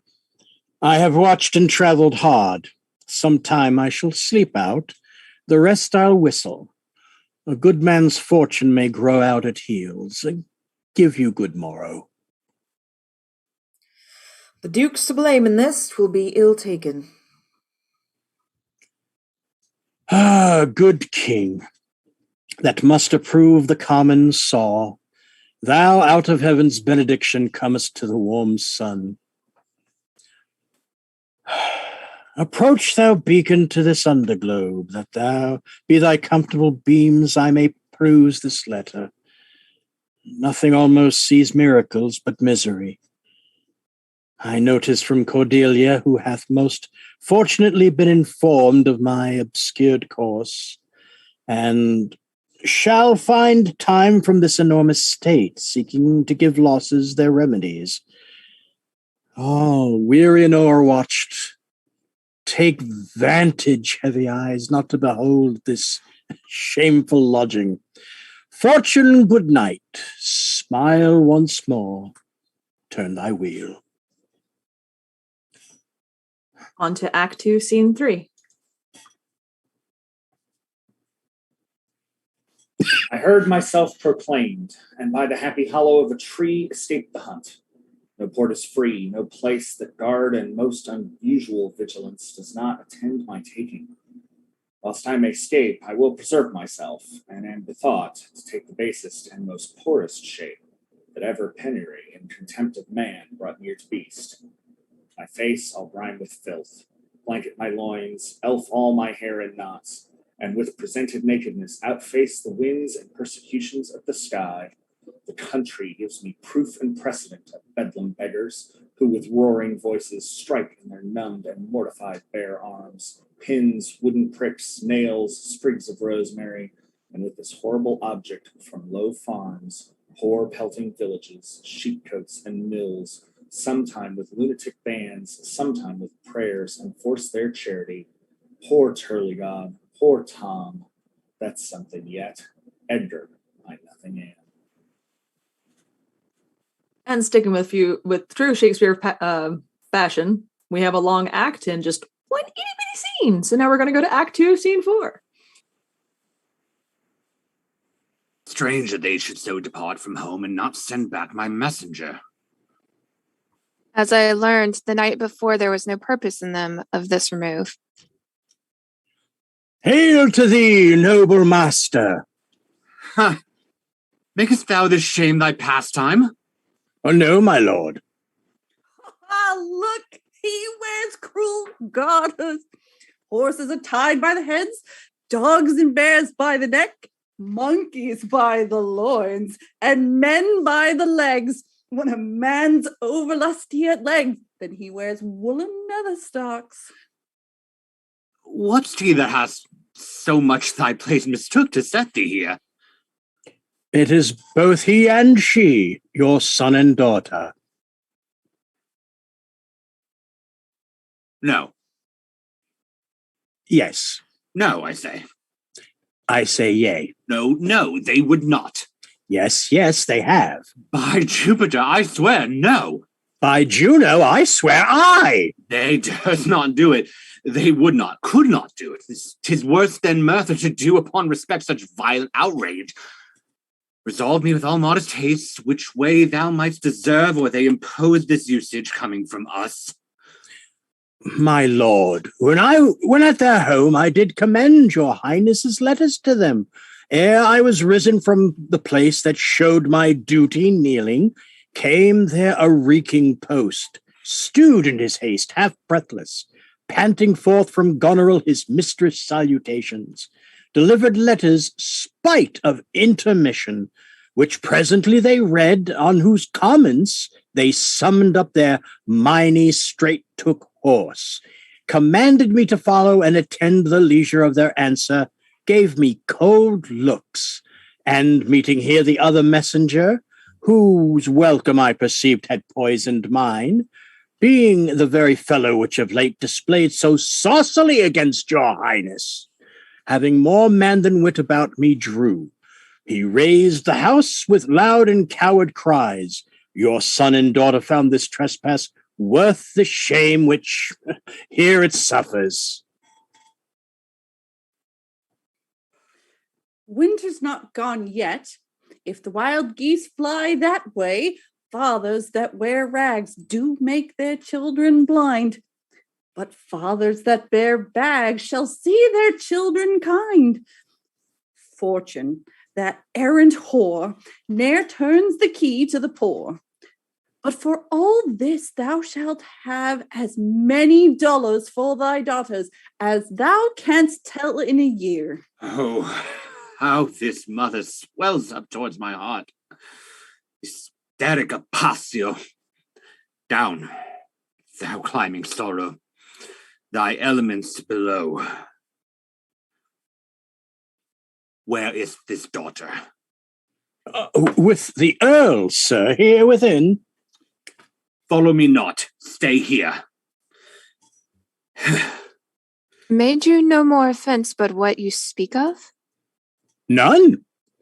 How chance the king comes with so small a train? And thou hadst been set in the stocks for that. Question, thou'dst well deserved it. Why, fool?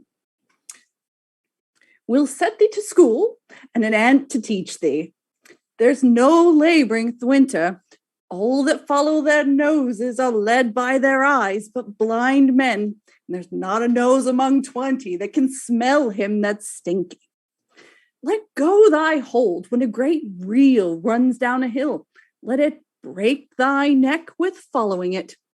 But the great one that goes up the hill, let him draw thee after. When a wise man gives thee better counsel, give me mine again. I would have none but knaves follow it, since a fool gives it. That, sir, which serves and seeks to gain, and follows but for form, will pack when it begins to rain, and leave thee in the storm. But I will tarry. The fool will stay, and let the wise man fly. The knave turns fool that runs away. The fool, no knave, per die. Where learned you this, fool?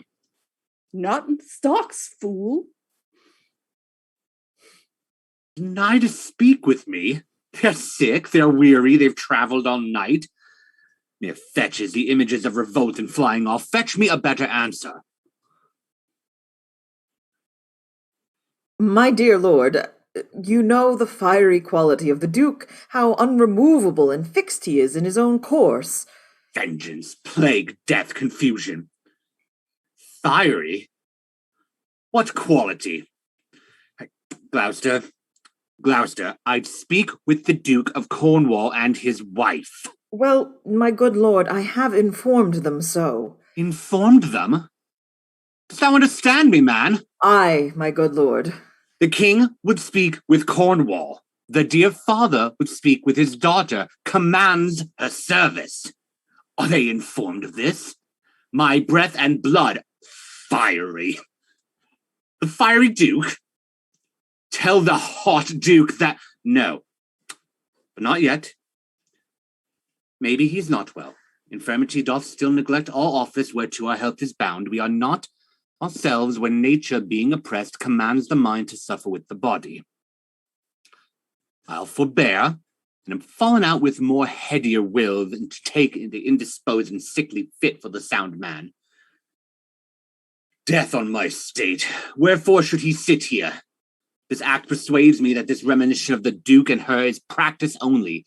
Give me my servant forth. Go tell the Duke and his wife I speak with them now, presently.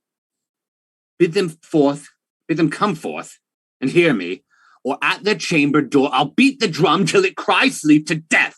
You would have all well betwixt you.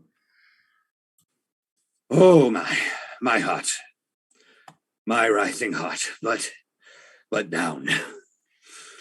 Cried to it nuncle as the cockney did to the eels when she put him at the paste alive. She napped him o'er the coxcombs with a stick and cried, "Down, wantons, down." 'Twas her brother that in pure kindness to his horse butted his hay.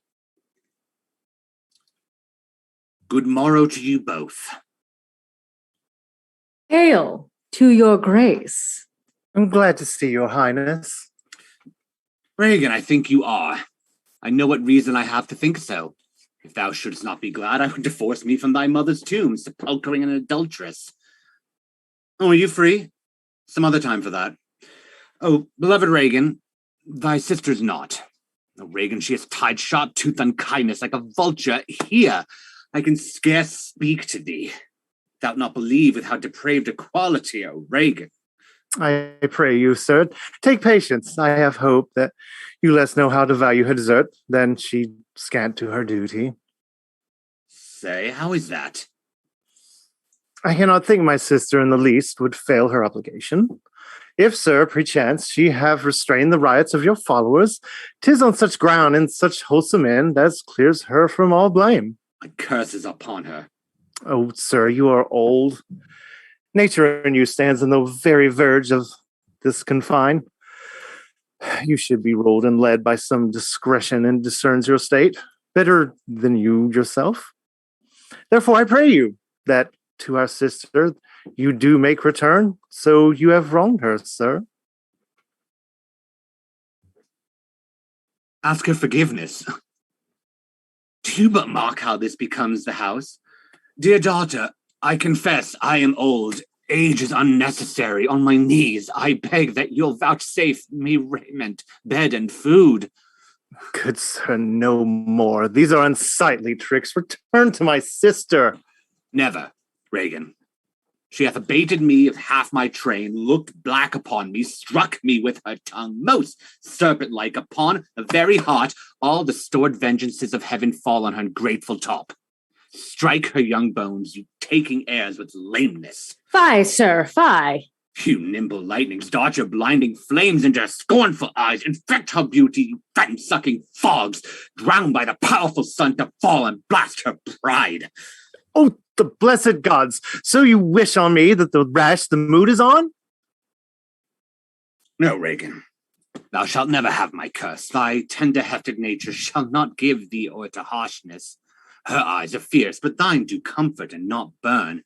'Tis not in thee to grudge my pleasures, to cut off my train, to bandy haste words, to scant my sizes, and in conclusion to oppose my bolt against my coming in. Thou better know'st the offices of nature, bond of childhood, effects of courtesy, dues of gratitude. Thy half of the kingdom hast thou not forgot, wherein I thee endowed. Good sir, to the purpose.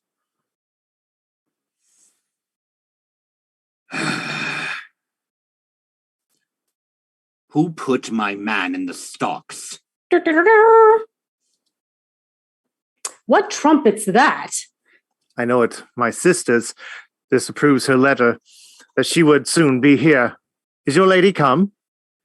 This is a slave whose easily borrowed pride dwells in the fickle grace of her he follows. Out, varlet, from my sight! What means your grace? Who stalked my servant? Regan, I have good hope thou didst not know on it. Who comes here? Oh, heavens, if you do love old men, if your sweet sway, allow obedience, if yourselves are old, make it your cause. Send down and take my part. Art not thou shamed to look upon this beard?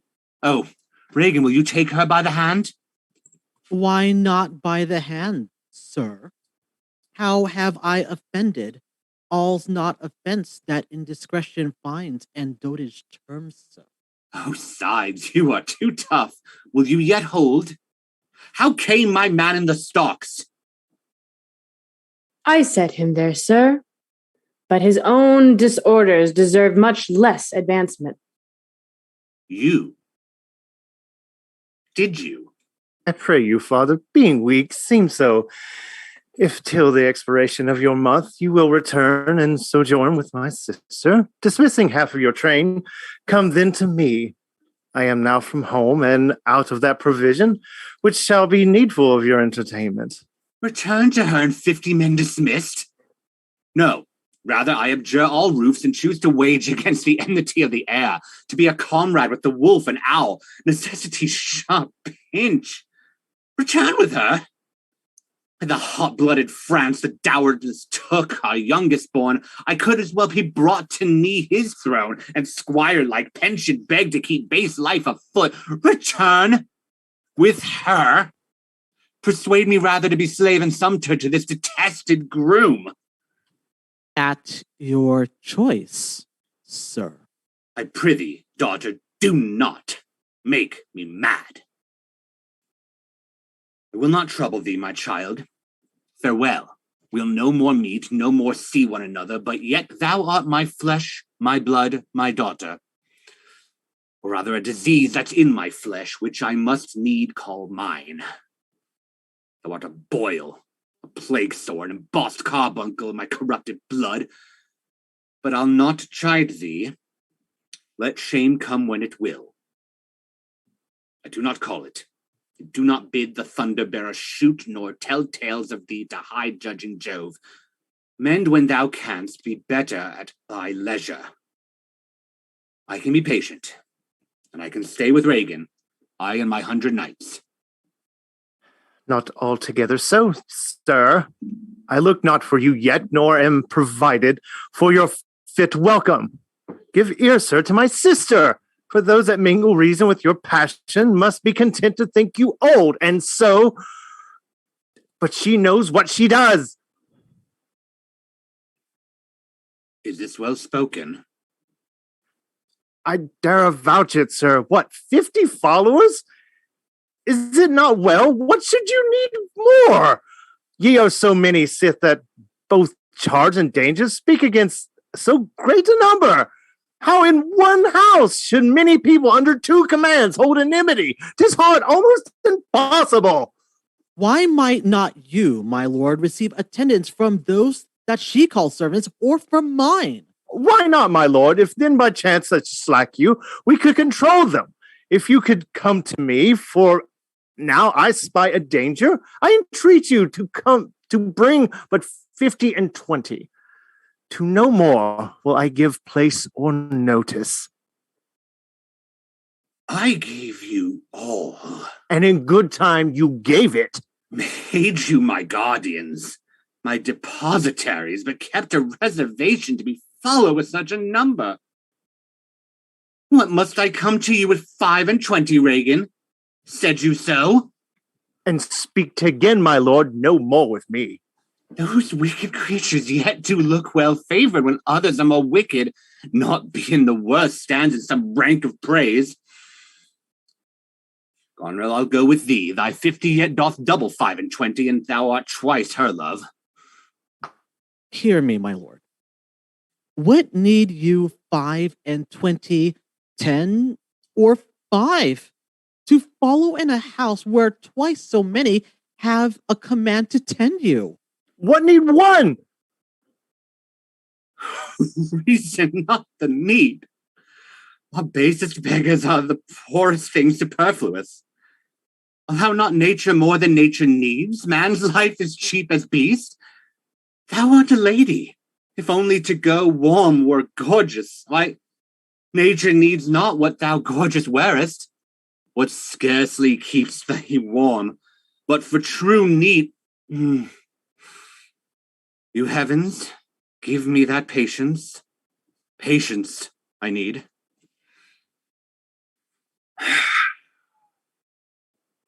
You see me here, you gods, a poor old man, as full of grief and age, wretched in both, if it be you that stirs these daughters' hearts against their father. Fool me not so much to bear it tamely. Touch me with noble anger, and let not women's weapons water drops stain my man's cheeks. No, you unnatural hags, I will have such revenges on you both. What they are yet I know not, but they shall be the terrors of the earth. You think I'll weep? No, I'll not weep.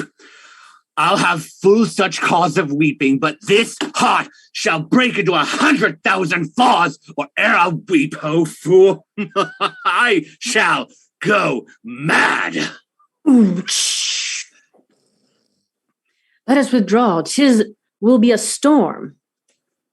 This house is little. The old man and his people cannot be well bestowed. 'Tis his own blame. Hath put himself from rest, and must needs taste his folly. For his particular, I'll receive him gladly, but not one follower. So am I purposed. Where is my Lord of Gloucester? Followed the old man forth. He is returned. The king is in high rage. Whither he is going? He calls to horse, but will I know not whither. 'Tis best to give him away. He leads himself. My lord, entreat him by no means, too. Alack, the night comes on, and the high winds do sorely ruffle. For many miles about there's scarce a bush. Oh, sir, two willful men. The injuries that they themselves procure must be their own schoolmasters. Shut up your doors. He is attended with a desperate train. And what they may incense him to do, being apt to have his ear abused, wisdom bids fear. Shut up your doors, my lord. 'Tis a wild night. My Regan counsels well. Come out to the storm.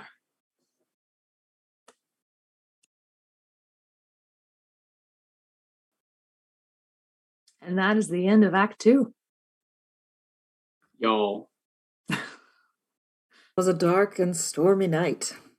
I mean, no joke.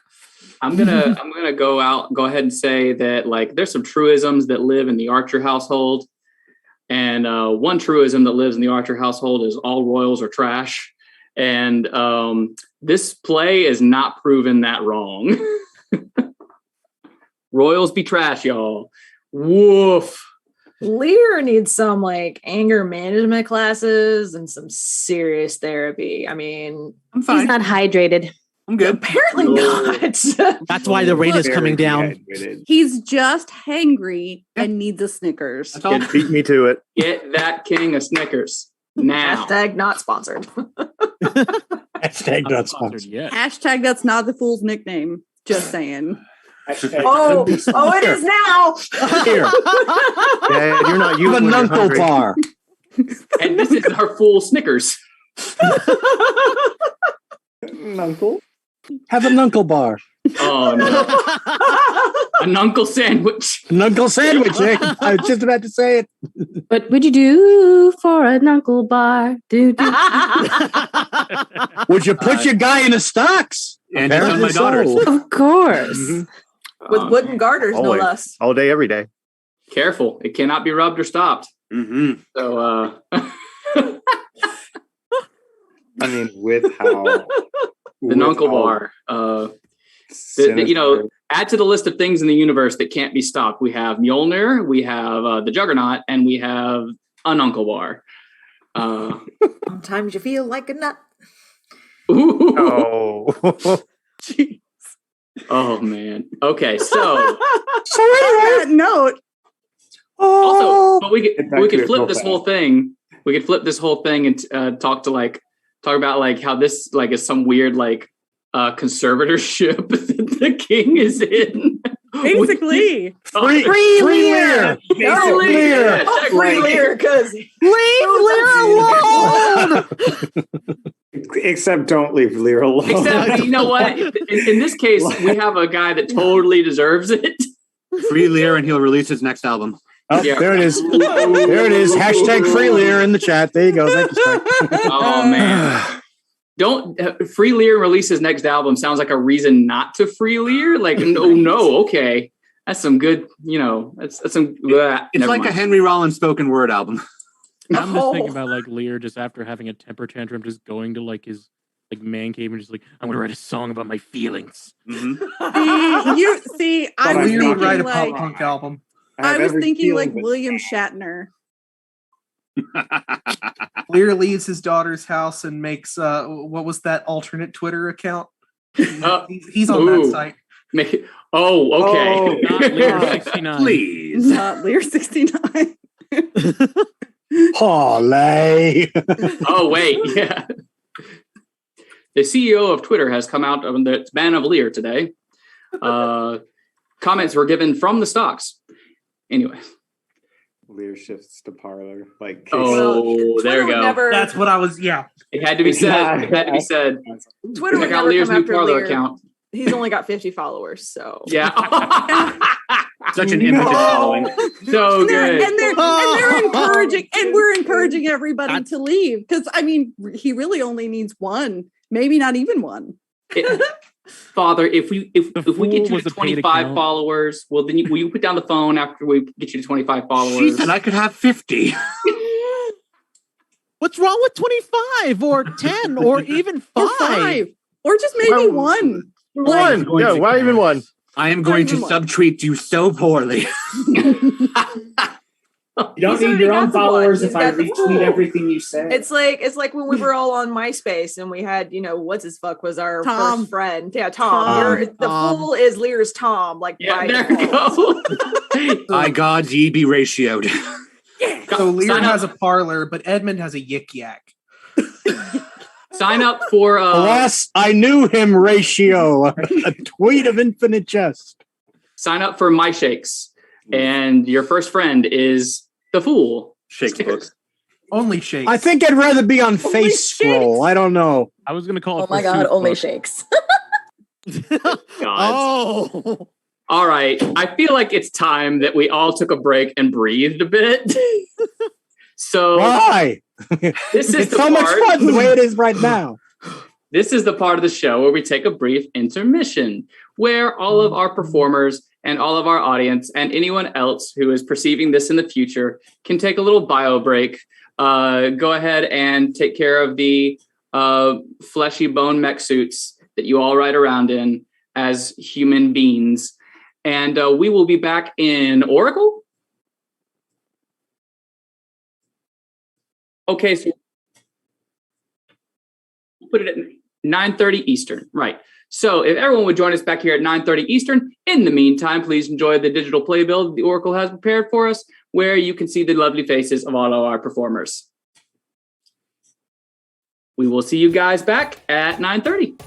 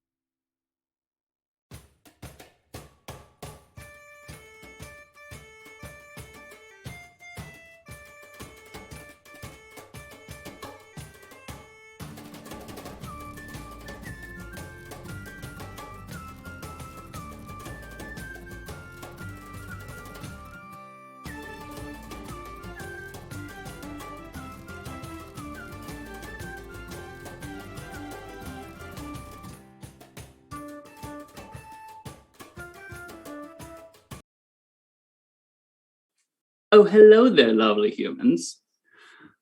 Hopefully everyone enjoyed your little break, but now we must go back to the most angry royal family ever, period.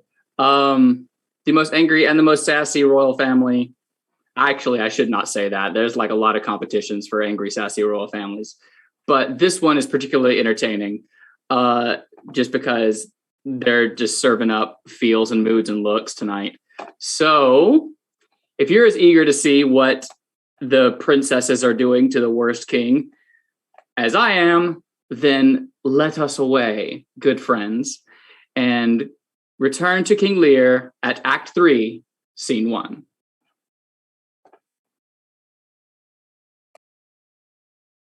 Who's there besides foul weather? One-minded like the weather, most unquietly. Oh, I know you. Where's the king? Contending with the fretful elements, bids the wind blow the earth into the sea or swell the curled water above the main, that things might change or cease. Tears his white hair, which the impetuous blast with eyeless rage catch in their fury and make nothing of. Strives in his little world of man to outscorn the to and fro conflicting wind and rain. This night, wherein the cub-drawn bear would couch the lion and the belly-pinched wolf, keep their fur dry. Unbonneted he runs and bids what will take all. But who is with him? None but the fool who labors to outjust his heart-struck injuries. Sir, I do know you, and dare upon the warrant of my note commend a dear thing to you. There is division, although as yet the face of it be covered with mutual cunning, twixt Albany and Cornwall, who have, as who have not, that their great stars throned and set high, servants who seem no less, which are to France the spies and speculations intelligent of our state. What hath been seen either in snuffs and packings of the dukes, or the hard reign which both of them hath borne against the old kind king, or something deeper, whereof perchance these are but furnishings. But true it is, from France there comes a power into this scattered kingdom, who already, wise in our negligence, have secret feet in some of our best ports and are at point to show their open banner. Now to you, if on my credit you dare build so far to make your speed to Dover, you shall find some that will thank you, making just report of how unnatural and bemadling sorrow the king hath caused plain. I am a gentleman of blood and breeding, and from some knowledge and assurance offer this office to you. I will talk further with you. No, do not. For confirmation that I am much more than my outwall, open this purse and take what it contains. If you shall see Cordelia, as fear not but you shall, show her this ring, and she will tell you who that fellow is, that yet you do not know. Fie on this storm! I will go seek the king. Give me your hand. Have you no more to say? Few words, but to effect more than all yet, that when we have found the king, in which your pain that way, I'll this, he that first sights on him, holler the other.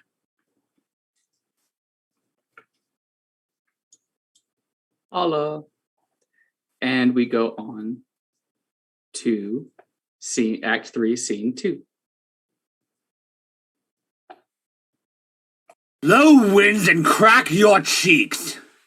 Rage, blow your cataracts and hurricanos. Spout till you have drenched our steeples. Drown the cocks, you sulphurous and thought-executing fires. Vaunt couriers to oak-cleaving thunderbolts, singe my white head. And thou, all shaking thunder, strike flat the thick rotundity of the world. Crack nature's molds, all germane, spill at once, that makes ingrateful man. Oh, nuncle, court holy water in a dry house is better than this rainwater out of door. Good uncle, in and ask thy daughter's blessing. Here's a knight pities neither a wise man nor a fool. Rumble thy belly full, spit fire, spout rain, nor rain, wind, thunder, fire on my daughters. I tax not you, you elements, with unkindness. I never gave you kingdom, called you children. You owe me no subscription. Let fall your horrible pleasure. Here I stand, your slave, a poor, infirm, weak, and despised old man. But yet I call you servile ministers that will, with 2 pernicious daughters, join your high-engendered battles against a head so old and white as this. Oh, 'tis foul. He that has a house to put's head in has a good headpiece. The codpiece that will house before the head has any, the head and he shall louse. So beggars marry many. The man that makes his toe what his heart should make shall of a corn cry woe, and turn his sleep to wake. For there was never yet a fair woman, but she made mouths in a glass. No, I will be the pattern of all patience. I will say nothing. Who's there? Marry, here's grace and a codpiece. That's a wise man and a fool. Alas, sir, are you here? Things that love night loved not such nights as these. The wrathful skies gallow the very wanderers of the dark and makes them keep their caves. Since I was a man, such sheets of fire, such bursts of horrid thunder, such groans of roaring wind and rain, I never remember to have heard. Man's nature cannot carry the affliction, nor the fear. Let the great gods that keep this dreadful pot o'er our heads find out their enemies now. Tremble, thou wretch, that hast within thee undivulged crimes unwhipped of justice. Hide thee, thou bloody hands, thou perjured and thou similar man of virtue, that our incestuous caitiff in pieces shake, that under covered and convenient seeming hast practiced on thy man's life. Close pent-up guilts, rive your concealing countenance, and cry these dreadful summoners grace. I am a man more sinned against than sinning. Alack, bareheaded. Oh, gracious my lord, hard by here is a hovel. Some friendship will it lend you gainst the tempest. Repose you there while I do this hard house, more harder than the stones where 'tis raised, which even but now demanding after you, denied me to come in, return, and force their scanted courtesy. Oh, my wits begin to turn. Come on, my boy. How dost, my boy? Art cold? I'm cold myself. Where is this straw, my fellow? The art of our necessities is strange, that can make vile things precious. Come, your hovel. Poor fool and knave, I have one part in my heart that's sorry yet for thee. He that has and a tiny wit, with high-ho, the wind and the rain, must make content with his fortunes fit, for the rain it raineth every day. True, my good boy. Come bring us to this hovel.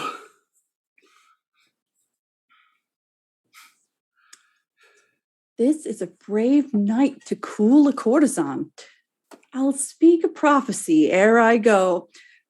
When priests are more in word than matter, when brewers mar their malt with water, when nobles are their tailors' tutors, no heretics burned, but wenches' suitors, when every case in law is right, no squire in debt, nor no poor knight, when slanders do not live in tongues, nor cut purses come not to the throngs, when usurpers tell their gold is field, and bawds and whores do churches build, then shall the realm of Albion come to great confusion. Then comes the time who lives to see it, that going shall be used with feet. This prophecy Merlin shall make, for I live before his time. Okay. Words. Act 3, Scene 3. Alack, Edmund, I like not this unnatural dealing.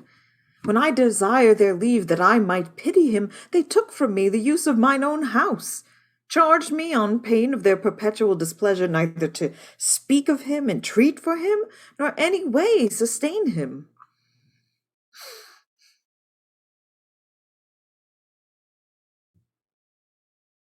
Go to, you say nothing. There is a division betwixt the dukes. And a worse matter than that, I have received a letter this night. 'Tis dangerous to be spoken. I have locked the letter in my closet. These injuries the king now bears will be revenged home. There's part of a power already footed. We must incline to the king. I will look him and privily relieve him. Go you and maintain talk with the duke, that my charity be not of him perceived. If he ask for me, I am ill and have gone to bed, though I die for it, as no less is threatened me. The king, my old master, must be relieved. There is some strange thing toward, Edmund. Pray you, be careful.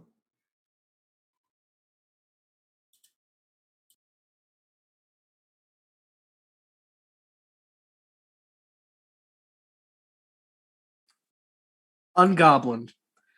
This courtesy forbid thee shall the Duke instantly know, and of that letter too.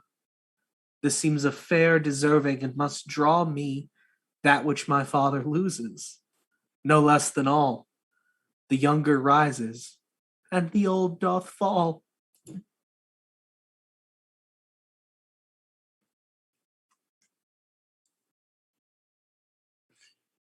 Here is the place, my lord. Good my lord, enter. The tyranny of the open night's too rough for nature to endure. Let me alone. Good my lord, enter here. Will it break my heart?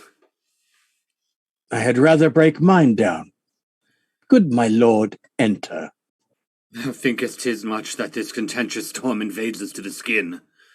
So 'tis to thee, where the greater malady is fixed, the lesser is scarce felt. Thou'lt shun a bear, but if thy flight lay towards the raging sea, thou'lt meet the bear in the mouth. When the mind's free, the body's delicate. The tempest in my mind doth from my senses take all feeling, else safe what beats there? Filial ingratitude. Is it not as the mouth should tear this hand from lifting food to it? I will punish home. No, I will weep no more. In such a night to shut me out? Pour on, I will endure in such a night as this. Oh, Regan, Goneril, your old kind father whose frank heart gave all. That way madness lies. Let me shun that. No more of that. Good my lord, enter here. Prithee, go in thyself, seek thine own ease. This tempest will not give me leave to ponder on things would hurt me more. But I'll go in. On things... In, boy. Go first. You houseless poverty, nay, get thee in. I'll pray, and then I'll sleep. Poor naked wretches, wheresoever you are, that bide the pelting of this pitiless storm. How shall your houseless heads and unfed sides, your looped and windowed raggedness, defend you from seasons such as these? I've taken too little care of this. Take physic, pomp, expose thyself to feel what wretches feel, that thou mayst shake the superflux from them and show the heavens more just. Fathom and half. Fathom and half. Poor Tom. I'm not in here, Nuncle. Here's a spirit. Help me, help me. Give me thy hand. Who's there? A spirit. A spirit. He says his name's poor Tom. What art thou that dost grumble here in the straw? Come forth. Away! The foul fiend follows me. Through the sharp hawthorn blows the cold wind. Hum! Go to thy cold bed and warm thee. Hast thou given all to thy 2 daughters, and art thou come to this? Who gives anything to poor Tom, whom the foul fiend hath led through the fire and the flame, through ford and whirlpool, or bog and quagmire, that hath laid knives under his pillow and halters in his pews, set ratsbane by his porridge, made him proud of heart to ride on a bay-trotting horse over 4-inch bridges to course his own shadow for a traitor? Bless thy 5 wits. Tom's a cold. Oh, da-dee. Bless thee from whirlwinds, star blasting and taking. Do poor Tom some charity, whom the foul fiend vexes. There could I have him now, and there again, and there. What, have his daughters brought him to this pass? Couldst thou save nothing, didst thou give him all? Nay, he reserved a blanket, else we had been all shamed. Now all the plagues that in the pendulous air hanged fated o'er men's faults light on thy daughters. He hath no daughters, sir. Death, traitor! None could have subdued nature to such a lowliness but his unkind daughters. Is it the fashion that discarded fathers should have thus little mercy on their flesh? Judicious punishment! 'Twas this flesh begot those pelican daughters. Pillicock sat on Pillicock Hill. Allow. This cold night will turn us all to fools and madmen.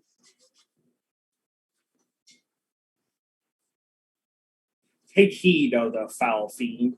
Obey thy parents, keep thy words justice, swear not, commit not with man's sworn spouse, set not thy sweetheart on proud array. Tom's a cold. What hast thou been? Serving man, proud in heart and mind, that curled my hair, wore my gloves in my cap, served the lust of my mistress's heart, and did the act of darkness with her, swore as many oaths as I spake words, and broke them in the sweet face of heaven, one that slept in the contriving of lust and waked to do it. Wine loved I deeply, dice dearly, and in woman out paramored the Turk.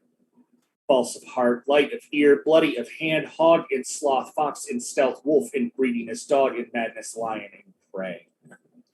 Let not the creaking of shoes nor the rustling of soaps betray thy poor heart to woman. Keep thy foot out of brothels, thy hand out of plackets, thy pen from lenders' books, and defy the foul fiend. Still through the hawthorn blows the cold wind, says, Son, Mun, Nani, Dauphin, my boy, says, let him trot by. Thou wert better in thy grave than to answer with thy uncovered body this extremity of the skies. Is man no more than this? Consider him well. Thou owest the worm no silk, the beast no hide, the sheep no wool, the cat no perfume. His 3 on the sophisticated. Thou art the thing itself. Unaccommodated man is no more but such a poor, bare, fort animal as thou art. Off, you lendings. Come, unbutton here. Prithee, nuncle, be contented. 'Tis a naughty night to swim in. Now a little fire in a wild field were like an old lecher's heart, a small spark, all the rest's on body cold. Look, here comes a walking fire. This is the foul fiend Flibbergiblet. He begins at curfew and walks till the first cock. He gives the web and the pin, squints the eye and makes the hairlip, mildews the white wheat and hurts the poor creature of earth. St. Whittled-footed, thrice the old. He met the nightmare in her ninefold, bid her a light and her troth plight, and aroint thee, witch, aroint thee. How fares your grace? What's he? Who's there? Was it you to seek? What are you there? Your names? Poor Tom that eats the swimming frog, the toad, the tadpole, the walnut, and the water, that in the fury of his heart, when the foul fiend rages, eats cow dung for salads, swallows the old rat and the ditch dog, drinks the green mantle of the standing pool, who is whipped from tithing to tithing and stocked, punished and imprisoned, who hath had 3 suits to his back, 6 shirts to his body, horse to ride and weapon to wear. But mice and rats and such small deer have been Tom's food for 7 long year. Beware my follower, peace, smoker, peace, thou foul fiend. What? Hath your grace no better company? The Prince of Darkness is a gentleman. Modo, he's called, and Mahu. Our flesh and blood, my lord, is grown so vile that it doth hate what gets it. Poor Tom's old. Go in with me. My duty cannot suffer to obey in all your daughter's hard commands. Though their injunction be to bar my doors and let this tyrannous night take hold upon you, yet have I ventured to come seek you out and bring you where both fire and food is ready. First, let me talk with this philosopher. What is the cause of thunder? Good my lord, take his offer. Go into the house. I'll talk a word with this same learned Thebian. What is your study? How to prevent the fiend and to kill vermin. Let me ask you one word in private. Importune him once more to go, my lord. His wits begin to unsettle. Canst thou blame him? His daughters seek his death. That good Kent, he said it would be thus. Poor banished man. Thou say'st the king grows mad. I'll tell thee, friend, I am almost mad myself. I had a son, now outlawed from my blood. He sought my life, but lately, very late, I loved him, friend. No father his son dear. Truth to tell thee, the grief hath crazed my wits. What a night's this! I do beseech your grace.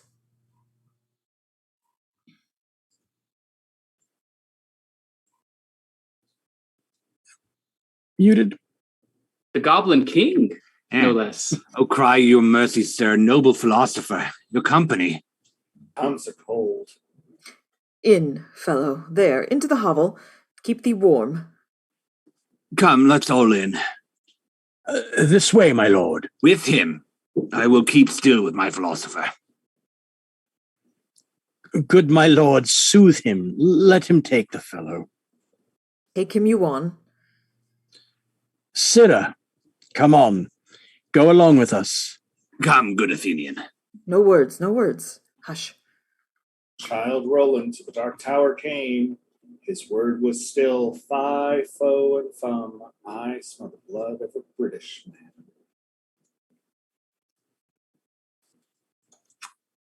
Child Roland to the Dark Tower came.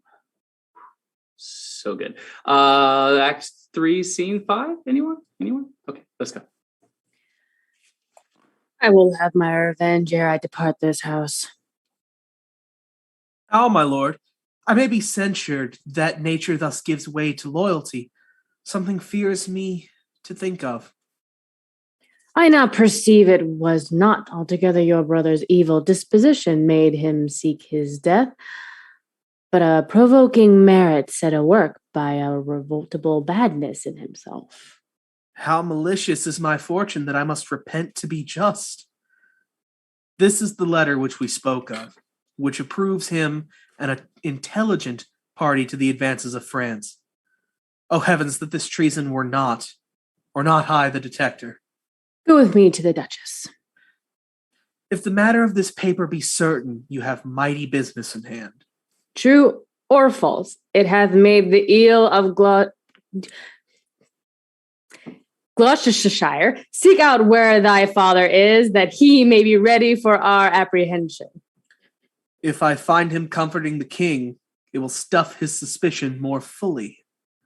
I will persevere in my course of loyalty, though the conflict be sore between that and my blood. I will lay trust upon thee, and thou shalt find a dearer father in my love.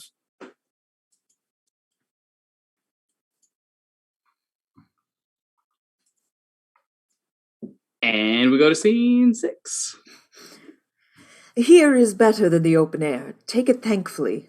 I will piece out the comfort with what addition I can. I will not be long from you.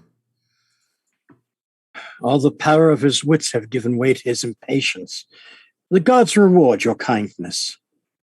Brattoretto calls me and tells me Nero is an angler in the lake of darkness. Pray, innocent, and beware the foul fiend. Prithee, nuncle, tell me whether a madman be a gentleman or a yeoman? A king.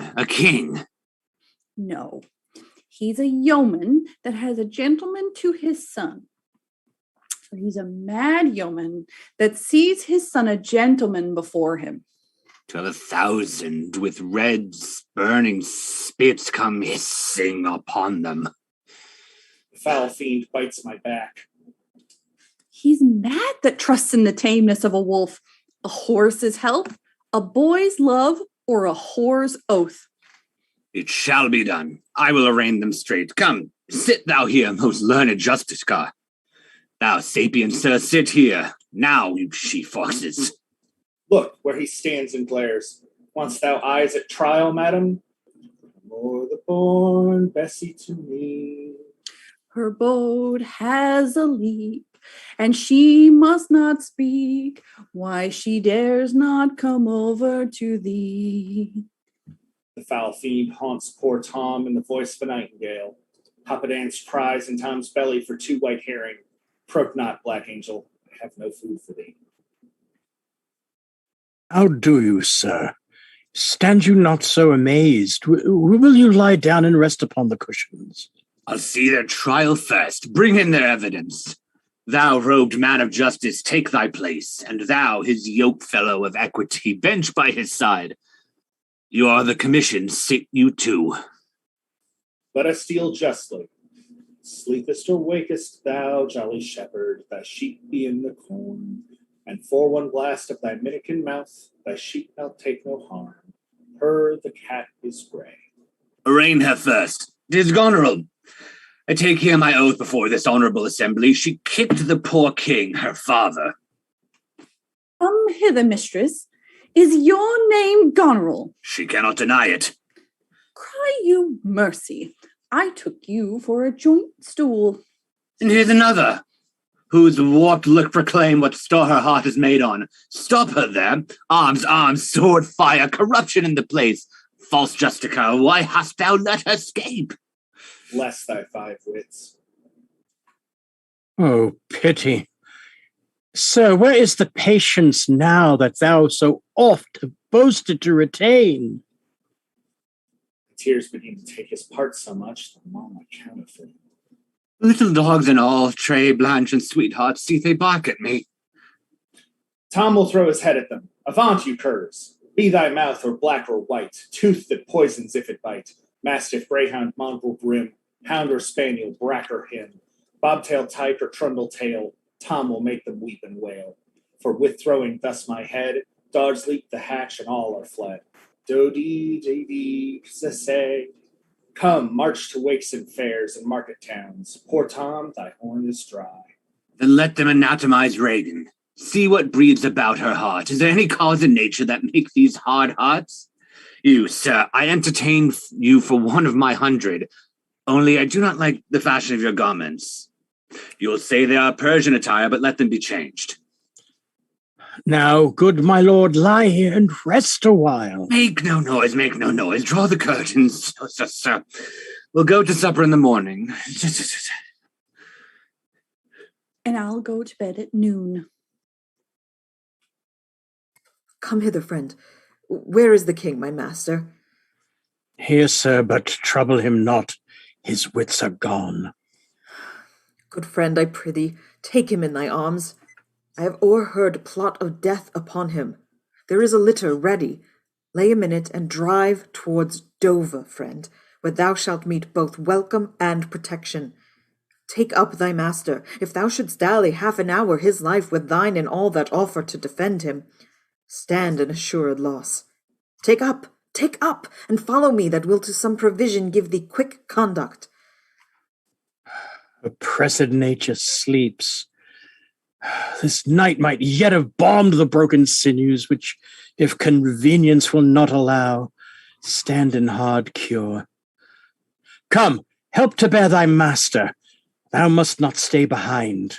Come away. When we our betters see bearing our woes, we scarcely think our miseries our foes. Who alone suffers most in the mind, leaving free things and happy shows behind. But then the mind much sufferance doth overskip, when grief hath mates and bearing fellowship. How light and portable my pain seems now, when that which makes me bend makes the king bow. He chided, as I father, Tom, away, mark the high noises, and thyself bewray, when false opinion, whose wrong thought defiles thee, in thy just proof repeals and reconciles thee. What hap more tonight, save scape the king, lurk.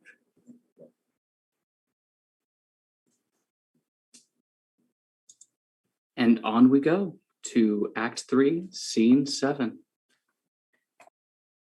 Post steadily to my lord your husband. Show him this letter. The army of France is landed. Seek out the traitor Gloucester. Hang him instantly.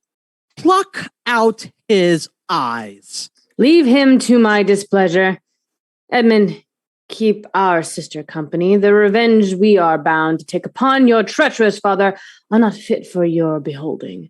Advise the Duke where you are going, to a most fenested preparation. We are bound to the like. Our post shall be swift and intelligent betwixt us. Farewell, dear sister. Farewell, my lord of Gloucester. How now? Where's the king? My lord of Gloucester hath conveyed him hence. Some 5 or 6 or 30 of his knights, hot quest after him, met him at gate, who with some of the lord dependent are gone with him towards Dover, where they boast to have well-armed friends.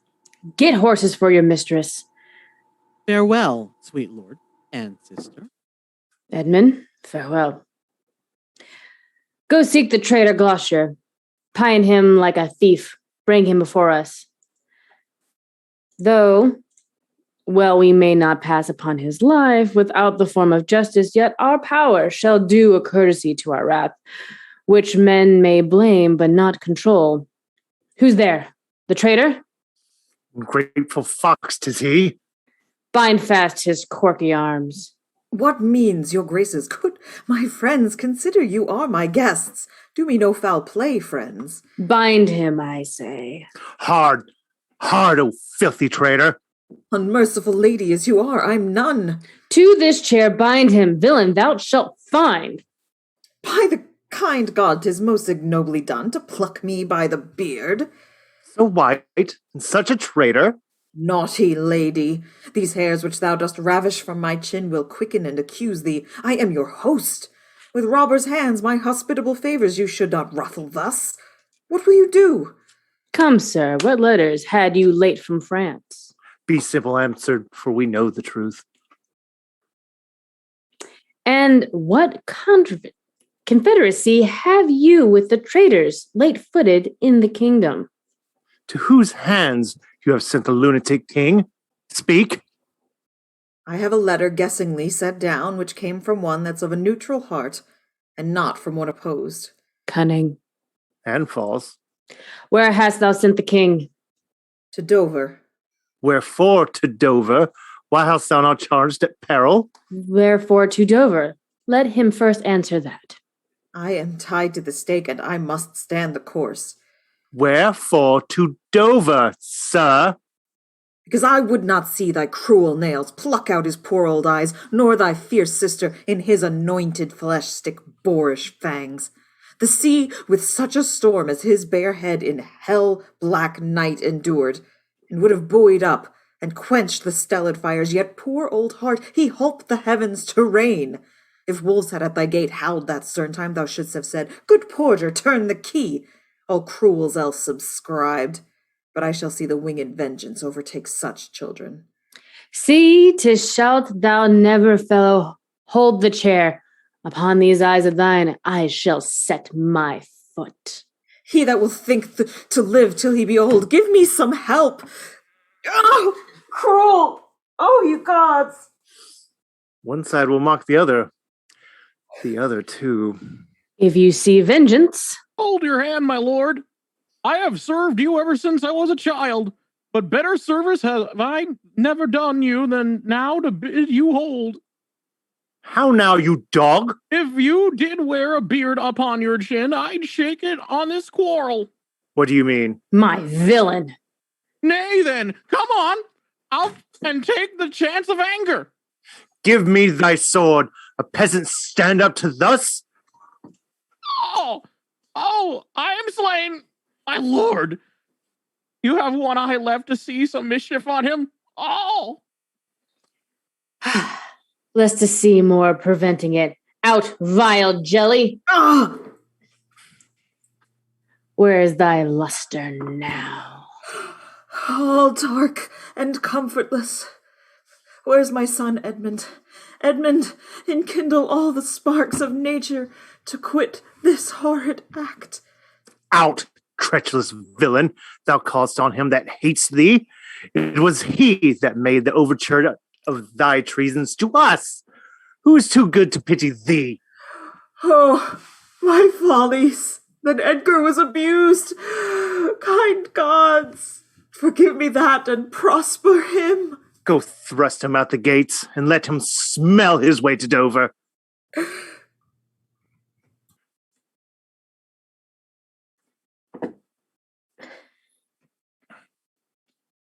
How's it, my lord? How look you? I've received a hurt. Follow me, lady. Turn out that eyeless villain. Throw this slave upon the dunghill. Regan, I bleed apace. Untimely comes this hurt. Give me your arm. I'll never care what wickedness I do, if this man come to good. If she live long and in the end meet the old course of death, women will all turn monsters. Let's follow the old Earl and get the bedlam to lead him wayward. His roguish madness allows itself to anything. Go thou. I'll fetch some flax and eggs of white and apply to his bleeding face. Now heaven help him. And so we wrap Act 3. Oof. Ooh. Like we're talking about some like Saw levels of evilness. We happening, crossed the line. But Jess, I love you very much, but it had Same. to be done. It had to be It done. had to be done. Yeah. can I just say that I Love love you too, how my random bystander is eating the implement of which killed him? Yes. Blame her. You got to use your resources. This is very true. Oh man. But like honestly, this is another one. I know we say that there's a lot of Shakespeare plays where there's not a good guy in the show. Like it's just a show of bad guys. But this show is particularly one of those where it's like Edgar's trying. I don't know he's taking the best route, but he's trying. no, Yeah. it's fine. Look, it's about being good, not competent. Look, Snickers has done nothing wrong this entire play. I'm just saying this all feels very Game of Thrones. It's Look, like I don't All know the what royals I'm are. doing. I have been sassy and fun and kept Lear in line. And then he had to go crazy. And there's only so much I can do. Look, daughters, what can I say? What? I resent that remark. Resemble that remark. You also resent, you resemble resemble that that remark, remark. I know. Now we see the This violence is- inherent in the system. Now we see the violence inherent in the system. Shut up, bloody Bloody peasant! peasant! Read the room. Read the room. Like literally look at your screen and read the room. All I know is that escalated really quickly. Mm-hmm. Like it was Okay. like, okay, we're talking, we've tied you to the chair. Now I'm plucking out your eyeballs. Like, Here we go. And kicking you out of the gate, not even killing you. Like plucking out your eyes and then making you leave. Just making you walk for it. Yeah, Yeah, go find your you way can to smell Dover. your way Dover. home. It was like, oh, That line. But don't make The your thing way toward is, the this is dunghill. Gloucester's home. Yeah, so they're kicking Smell your way to Dover. Gloucester out of his own house. Not to the death, to the pain. To the pain. I'm afraid I'm not familiar with that. Yep. We're not quoting that here. It's too much. It's too much. They didn't go all the way to the pain, but they did go ahead and take the eyes and leave him out. So that every woman's scream, good God, what is Finn. that thing? Sorry. Okay, sorry. Finn, All right. no. Don't get us start quoting stuff. I don't have a We'll- spray bottle. I do We'll think be that, in a lot of bad shape there and getting lots of yelling at us. It Finn is does. taking advantage of the fact that Babs and I are not in the same room as him. My I'm ears free. are not within reach. They may not be flicked. I was just going to say he's flickless tonight. I will see you soon enough. I can save up the flickings. That's what Oh she said. damn! Hey-o. Oh damn! Why does that sound like a weird double entendre? A lot of bondage in Shakespeare plays. Because you're Finn? That sounds like both a threat and a promise. And I don't know which one he's more excited about. Well, Gloucester won't see you coming, that's for sure. Everything's a double entendre. Poor old Too Gloucester. soon. Wow, well played. Steph the Bard in chat says, "What did I just walk into? You walked Everything. into the Hi, Thunderdome of Steph. Shakespeare. The norm. That's what you walked Hey, into." Act 4. Act Well, 4 if is we a must. thing. That's a thing we should probably do soon. Yeah. So let's go ahead to Act for your lives.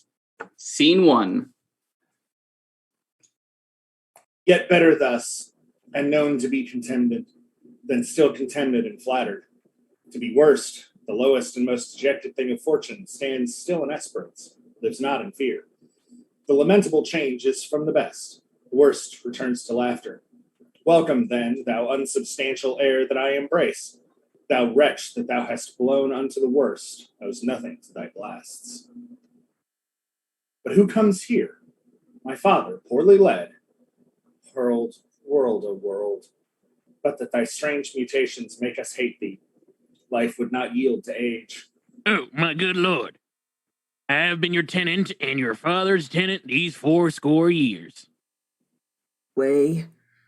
Get thee away. Good friend, be gone. Thy comforts can do me no good at all. Thee they may hurt. Alack, sir, you cannot see your way. I have no way, and therefore want no eyes. I stumbled when I saw. Full oft 'tis seen our means secure us, and our mere defects prove our commodities. O dear son, Edgar, the food of thy abused father's wrath, might I but live to see thee in my touch, I'd say I had eyes again. How now? Who's there? Oh, gods. Who is it can say I am at the worst? I am worse than I ever was. 'Tis poor man Tom. And worse I may be yet. The worst is not worse so long as we can say, this is the worst. Hello, where ghost? Is it a beggar man? Madman and beggar, too. He has some reason, else he could not beg. In the last night's storm I such a fellow saw, which made me think a man a worm. My son came then into my mind, and yet my mind was then scarce friends with him. I have heard more since. As flies to wanton boys are we to the gods. They kill us for their sport. How should this be? Bad is the trade that must play fool to sorrow, angering itself and others. Bless thee, master. Is that the naked fellow? Aye, my lord. Well, then, prithee, get thee gone. If not for my sake, thou wilt o'ertake us hence a mile or twain of the way to Dover. Do it for ancient love. And bring some covering for this naked soul, which I'll entreat to lead me. Alack, sir, he is a mad. 'Tis the time's plague when madmen lead the blind. Do as I bid thee. Or rather do thy pleasure. Above the rest, be gone. I'll bring him the best pearl that I have. Come on, what will. Sirrah, naked fellow. Poor Tom's a cold. Cannot daub it further. Come hither, fellow. And yet I must. Bless thy sweet eyes, they bleed. Know'st thou the way to Dover? Both style and gait, horseway and footpath. Poor Tom hath been scared out of his good wits. Bless thee, goodman's son, from the foul fiend. 5 fiends have been in power Tom at once. Of lust, as Abaduct, Hobbitance, prince of dumbness, Mahu, stealing, Modo of murder, Flibbergibbet of mopping and mowing, who since possesses chambermaids and waiting women. So bless thee, master. Here, take this purse, thou whom the heavens' plagues have stumbled to all strokes. That I am wretched makes thee the happier. Heavens deal so still. Let the superfluous and lust-dieted man that slaves your ordinance that will not see because he doth not feel your power quickly. So distribution should undo excess, and each man have enough. Dost thou know Dover? Aye, master. There is a cliff whose high and bending head looks fearfully in the confined deep. Bring me but to the very brim of it, and I'll repair the misery thou dost bear with something rich about me. From that place I shall no leading need. Give me thy arm. Poor Tom shall lead thee. Here we go for Act 4, Scene 2. Welcome, my lord. I marvel our mild husband not met us on the way. Now, where's your master? Madam, within, but never men so changed. I told him of the army that was landed, and he smiled at it. I told him you were coming, and his answer was, the worse. Of Gloucester's treachery and the loyal service of his son, when I informed him, then he called me sot and told me I had turned the wrong side out. What most he should dislike seems pleasant to him, what like offensive. Then shall you go no further? It is the cowish terror of his spirit that dares not undertake. He'll not feel wrongs, which tie him to an answer. Our wishes on the way may prove effects. Back, Edmund, to my brother. Hasten his musters and conduct his powers. I must change names at home and give the distaff into my husband's hands. This trusty servant shall pass between us. Ere long you are like to hear, if you dare venture on your own behalf, a mistress's command. Wear this. Spare speech. Decline your head. This kiss, if durst speak, would stretch thy spirits up into the air. Conceive, and fare thee well.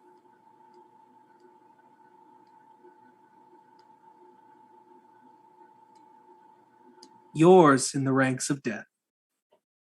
My most dear Gloucester. Oh, the difference of man and man. To thee a woman's services are due. My fool usurps my body. Madam, here comes my lord. I have been worth the whistle.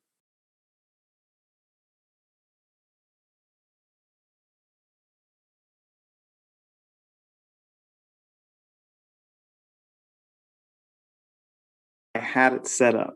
Now I've got to find the tab. Here comes our lord. Oh, Goneril, you are not worth the dust which the rude wind blows in your face. I fear your disposition. That nature which condemns its origin cannot be bordered certain in itself. She that will herself silver and disbranch from her material sap perforce must wither and come to deadly use. No more. The text is foolish. Wisdom and goodness to the vile seem vile. Filths savor but themselves. What have you done? Tigers, not daughters, what have you performed? A father and a gracious aged man whose reverence even the head-legged bear would lick. Most barbarous, most degenerate, have you madded? Could my good brother suffer you to do it? A man, a prince by him so benefited? If that the heavens do not their visible spirits send quickly down to tame these vile offenses, it will come. Humanity must perforce prey upon itself like monsters of the deep. Milk-livered man, thou bearest a cheek for blows, a head for wrongs, who hast not in thy brows an eye discerning thine honor from thy suffering, that thou knowest, fools, to those villains pity are punished ere they have done their mischief. Where's thy drum? France spreads its banners in our noiseless land. With plumed helm thy state begins to threat, whilst thou, a moral fool, sits still and cries, alack, why does he so? See thyself, devil, proper deformity shows not in the fiend so horrid as in a woman. O vain fool! Thou changed and self-covered thing for shame, be monster not thy feature. Were it were my fitness to let these hands obey my blood, they are apt enough to dislocate and tear thy flesh and bones. However, thou art a fiend, a woman's shape does shield thee. Mary, your manhood. Mew. What news? Oh, my good lord, the Duke of Cornwall's dead, slain by his servant going to put out the other eye of Gloucester. Gloucester's eyes? A servant that he bred, thrilled with remorse, opposed against the act, bending his sword to his great master, who thereat in rage flew upon him, and amongst him felled him dead, but not without that harmful stroke which since hath plucked him after. This shows you are above, you justicers, that these our nether crimes so speedily can avenge. But oh, poor Gloucester, lost he his other eye? Both, my lord. This letter, madam, craves a speedy answer. 'Tis from your sister. One way I like this well, but being widow and my Gloucester with her, may all the building in my fancy pluck upon my hateful life. Another way, this news is not so tart. I'll read and answer. Where was his son when they did take his eyes? Come with my lady hither. He is not here. No, my good lord, I met him back again. Knows he the wickedness? Ay, my good lord, 'twas he informed against him, and quit the house on purpose that their punishment might have the freer course. Gloucester, I live to thank thee for the love thou showedst the king, and to revenge thine eyes. Come hither, friend, tell me what more thou knowest. And so we away to Act 4, Scene 3.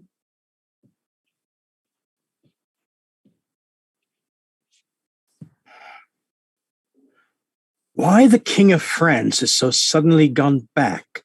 Know you the reason? Something he left imperfect in the state which, since his coming forth is thought of, which imports me to the kingdom so much fear and danger that his personal return was most required and necessary. Who hath he left behind him, General? The Marshal of France, Monsieur Lafleur. Did your letters pierce the Queen to any demonstration of grief? Aye, sir. She took them, read them in my presence, and now and then an ample tear trailed down her delicate cheek.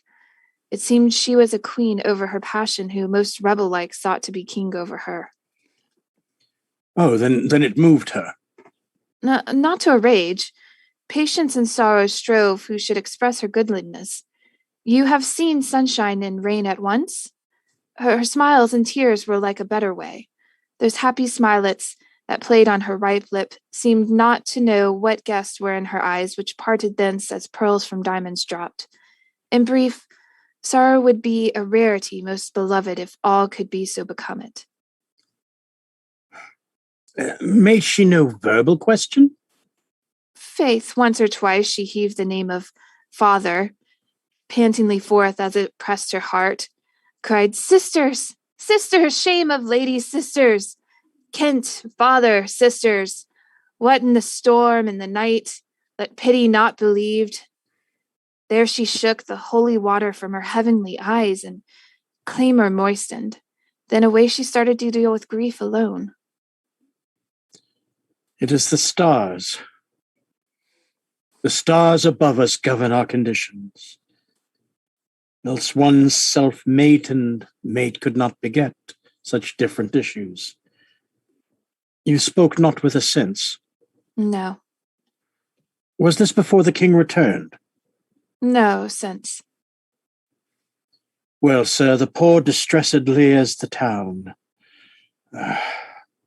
who sometime in his better tune remembers what we are come about, and by no means will yield to see his daughter. Why, good sir? A sovereign shame so elbows him, his own unkindness that stripped her from his benediction, turned her to foreign casualties, gave her dear rights to his dog-hearted daughters. These things sting his mind so venomously that burning shame detains him from Cordelia. Alack, poor gentleman. Of Albany's and Cornwall's powers you heard not? 'Tis so, they are afoot. Well, sir, I'll bring you to our master Lear, and leave you to attend him. Some dear cause will in concealment wrap me up a while. When I am known aright, you shall not grieve lending me this acquaintance. I pray you go along with me. Okay, moving on to Act 4, Scene 4. Alack, 'tis he. Why he was met even now as mad as the vexed sea, singing aloud, crowned with rank fumiter and farrow weeds, with burdocks, hemlock, nettles, cuckoo flowers, darnel, and all the idle weeds that grow in our sustaining corn. A century send forth. Search every acre in the high-grown field, and bring him to our eye. What can man's wisdom in the restoring his bereaved sense? He that helps him take all my outward wealth. There is means, madam. Our foster nurse of nature is reposed, that which he lacks, that is, to provoke in him, are many simple operatives whose powers will close the eye of anguish. All blessed secrets, all you unpublished virtues of the earth, spring with my tears. Be aidant and remediate in the good man's distress. Seek for him, lest his ungoverned rage dissolve the life that wants the means to lead it. News, madam, the British powers are marching hitherward. 'Tis known before. Our preparation stands in expectation of them. O dear father, it is thy business that I go about. Therefore great France my mourning and importune tears hath pitied. No blown ambition doth our arms incite, but love, dear love, and our aged father's right. Soon may I hear and see him.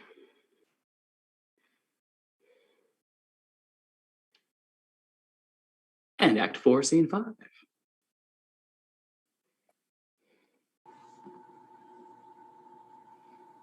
Are my brother's powers set forth?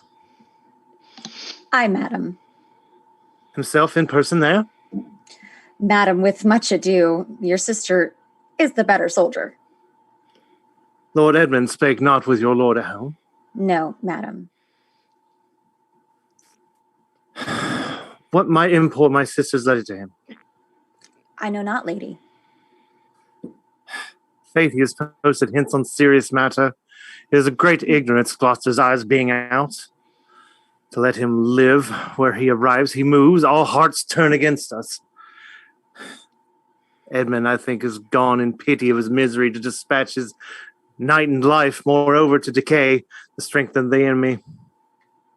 I must needs after him, madam, with my letter. Our troops set off tomorrow.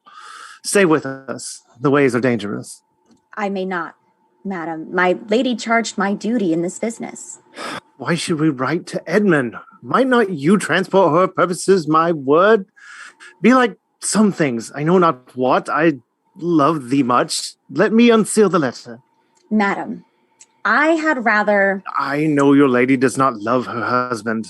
I'm sure of that. And at her late being here, she gave strange odalades that most speaking looks to noble Edmund. I know you are of her bosom. I, madam? I speak in understanding, why, Yar. I don't, therefore, I do advise you. Take this note. My lord is dead. Edmund and I have talked, and more convenient is he for my hand than your lady's. You may gather more if you do find him. Pray you give him this. And when your mistress hears this much from you, I pray desire her call, her wisdom to her. So fare you well. If you do chance to hear that blind traitor, permit falls on him that cuts him off. Would I could meet him, I should show what party I do follow. Fare thee well. Yes. Okay, so Act 4, Scene 6.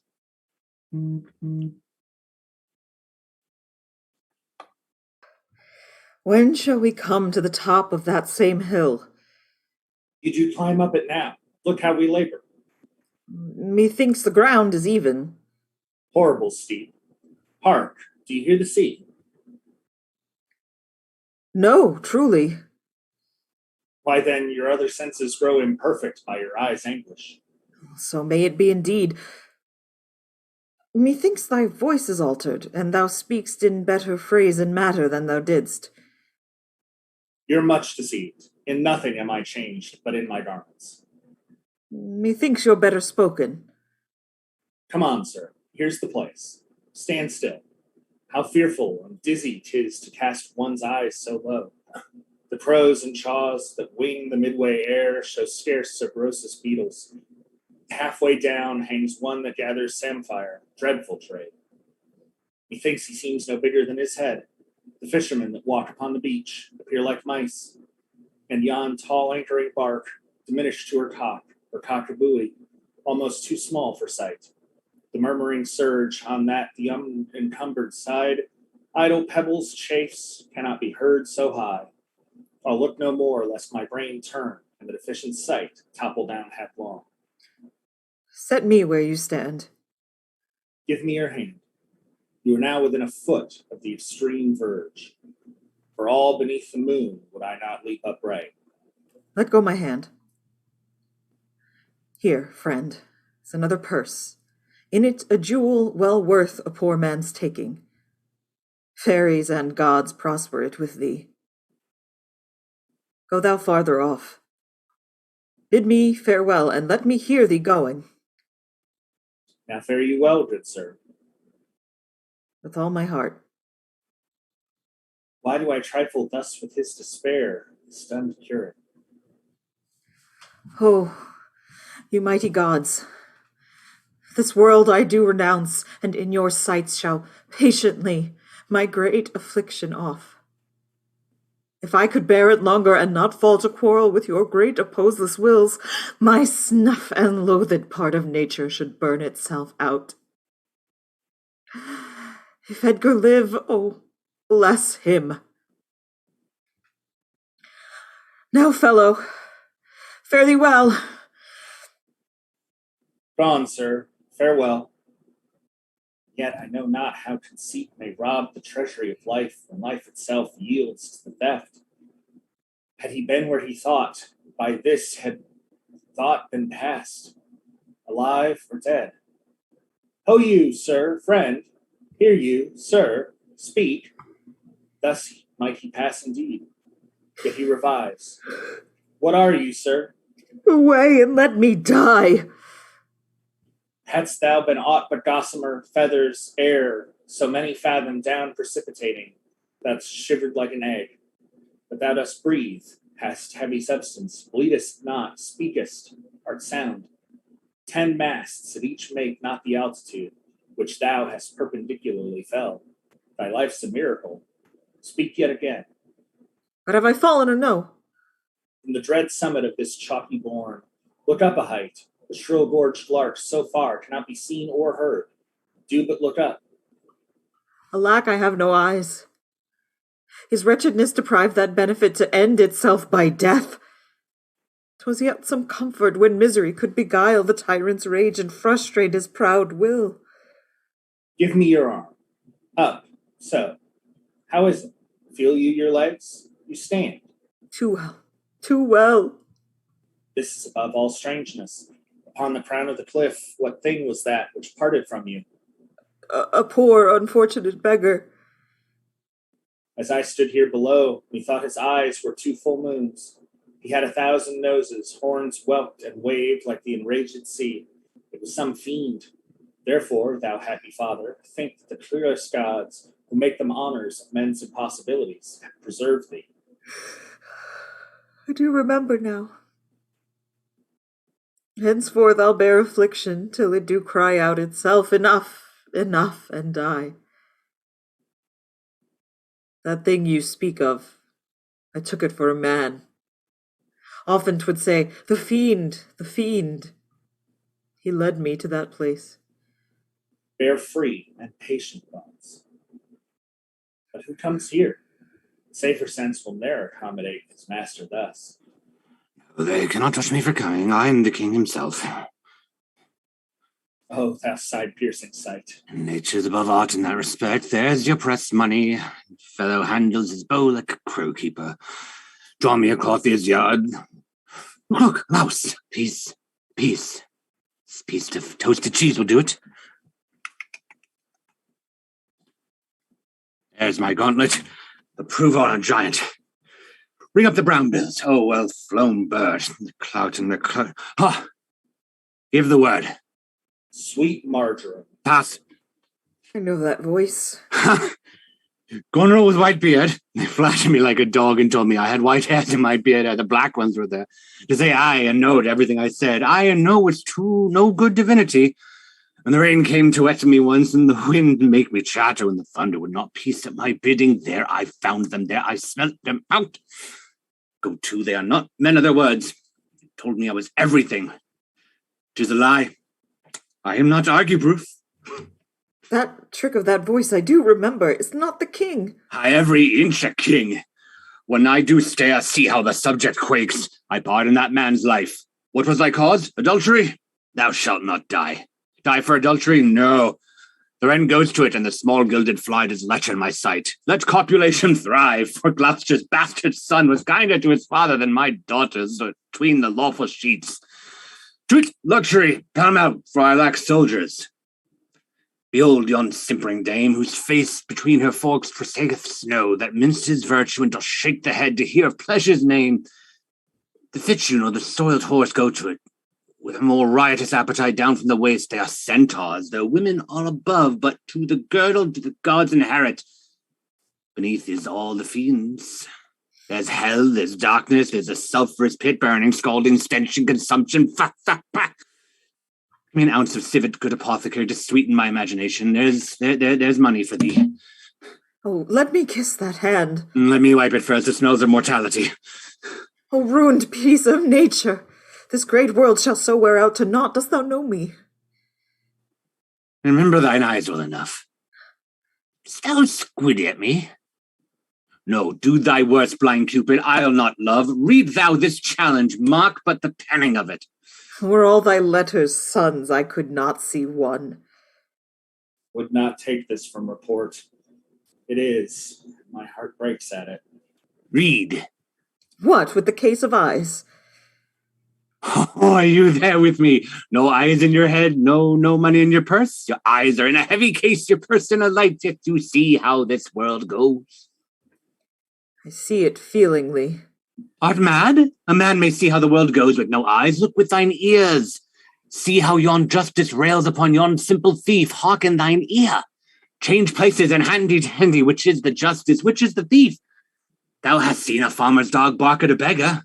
Aye, sir. And the creature run from the cur. There thou mightest behold the greatest image of authority. A dog's obeyed in office, thou rascal beadle. Hold thy bloody hand. Why dost thou lash that whore? Strip thine own back. Thou hotly lust to use her in that kind for which thou whippest her. The user hangs the cozener, the tattered robes, small vices do appear. Robes and furred gowns hide all plate, sinned with gold, and the strong lance of justice hurdles break. Armit in the rags, a pygmy straw doth pierce it. None does offend, none, I say none. I'll able them. Take that of me, my friend, who have the power to seal the accuser's lips. Get thee glass eyes, and like a scurvy politician, seem to see the things thou dost not. Now, puff, pull off my boots. Harder. Oh, matter and impertinency mixed, reason and madness. If thou wilt weet my fortunes, take my eyes. I know thee well enough. Thy name is Gloucester. Thou must be patient. We came crying hither. Thou know'st the first time we smell the air, we wail and cry. I will preach to thee, mark. Alack the day. When we are born, we cry that we are come to this great stage of fools. This a good block. It were a delicate stratagem to shoe a troop of horse to felt. I'll put it in proof, and when I have stolen upon these sons-in-laws, then kill.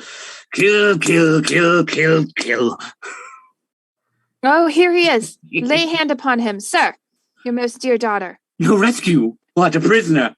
I am even the natural fool of fortune. Use me well. You shall have ransom. Let me have a surgeon. I'm cut to the brains. You shall have anything. No seconds, all myself. Why, this would make a man of salt to use his eyes for garden water pots, aye, and laying autumn's dust. Good sir. I will die bravely, like a smug bridegroom. What? I will be jovial. Come. I am a king. My masters, know you that? You are a royal one, and we obey you. Then there's life in it. Nay, and you get it, you shall get it. By running, assassin. A sight most pitiful in the meanest wretch. Past speaking of in a king, thou hast a daughter who redeems nature from the general curse which twain has brought her to. Hail, gentle sir. Sir, speed you, what's your will? Do you hear aught, sir, of a battle toward? Most sure and vulgar. Everyone hears that can distinguish sound. But, by your favor, how near's the other army? Near, and on speedy foot. The main descry stands in the hourly thought. I thank you, sir. That's all. Though that the queen on special cause is here, her army is moved on. I thank you, sir. You ever gentle gods, take my breath from me. Let not my worser spirit tempt me again to die before you please. Well pray you, father. Now, good sir, what are you? A most poor man made tame to fortune's blows, who by the art of known and feeling sorrows am pregnant to good pity. Give me your hand, I'll lead you to some biting. Hearty thanks. The bounty and the benison of heaven to boot and boot. A proclaimed prize. Most happy. That eyeless head of thine was first framed flesh to raise my fortunes.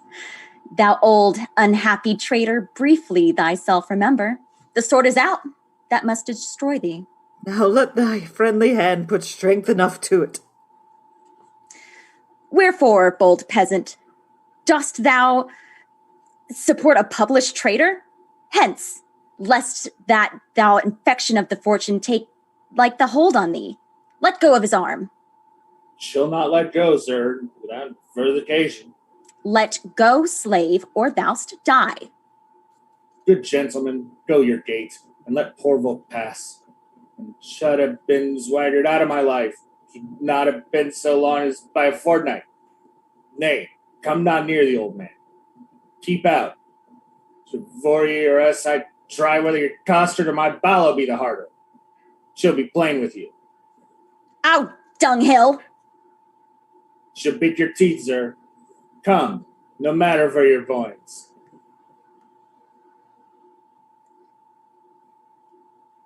Ah, slave, thou hast slain me! Villain, take my purse. If ever thou wilt thrive, bury my body, and give the letter which thou findest about me to Endmund, Earl of Gloucester. Seek him out upon the British party. Oh, untimely death.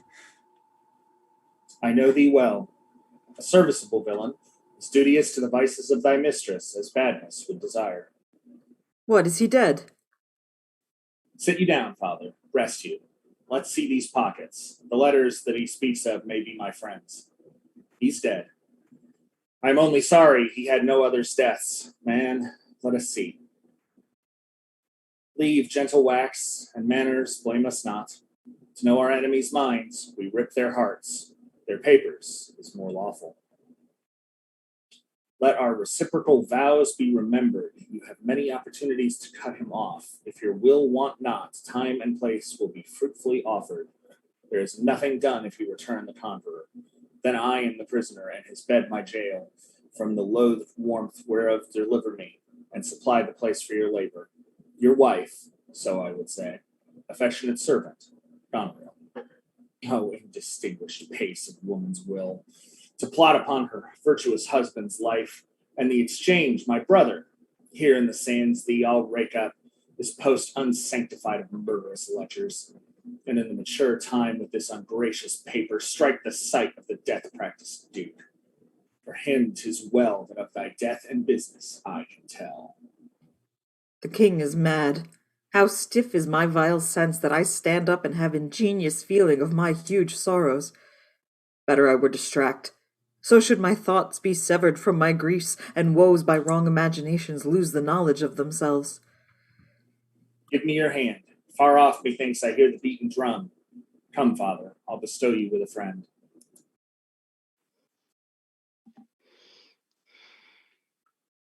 Well, rip Oswald.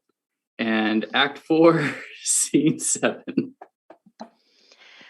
O thou good Kent, how shall I live and work to match thy goodness? My life will be too short, and every measure fail me. To be acknowledged, madam, is o'erpaid. All my reports go with the modest truth, nor more, nor clipped, but so. Be better suited. These weeds are memories of those worser hours. I prithee, put them off. Pardon, dear madam, yet to be known shortens my maiden tent. My boon I make it that you know me not till time and I think meet. Then be it so, my good lord. How does the king? Madam, sleep still. I'm the doctor here. O you kind gods, cure this great breach in his abused nature. The untuned and jarring senses, O wind up of this child-changed father. So please your majesty, that we may wake the king, he has slept long. Be governed by your knowledge, and proceed in the sway of your own will. Is he arrayed? Aye, madame. In the heaviness of his sleep, we put fresh garments on him. Be by good madam. When we do wake him, I doubt not of his temperance. Very well. Please you, draw near. Louder music there. O my dear father, restoration, hang thy medicine on my lips, and let this kiss repair those violent harms that my two sisters have in thy reverence made. Kind and dear princess.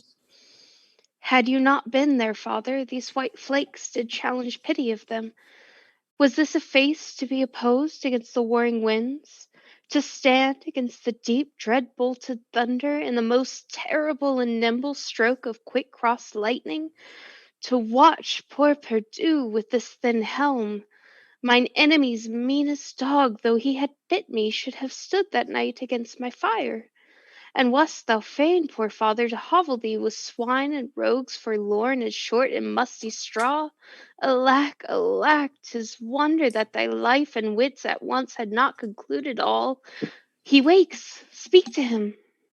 Madam, do you, 'tis fittest. How does my royal lord? How fares your majesty? You do me wrong to get me out to the grave. Thou art a soul in bliss, but I am bound upon a wheel of fire. Mine own tears do scald like molten lead. Sir, do you know me? You're a spirit, I know. When did you die? Still far wide. He's scarce awake. Let him alone a while. Where have I been? Where am I?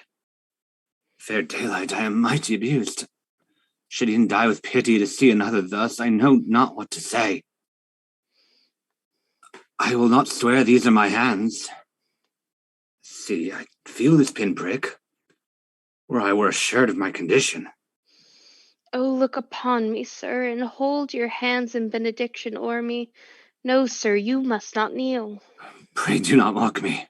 I'm a very foolish, fond old man, fourscore and upward, not an hour more nor less.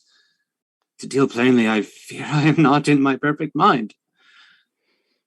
Methinks I should know you, and know this man, yet I'm doubtful, for I am mainly ignorant what place this is. And all the skill I have remembers not these garments, nor I know not what I did lodge last night. Do not laugh at me, for as I am a man, I think this lady to be my child Gortilia. And so I am. Be your tears wet? Yes, faith, I pray weep not. If you have poison for me, I will drink it. I know you do not love me, for your sisters have, as I do remember, done me wrong. You have some cause, they have not. No cause, no cause. Mine France?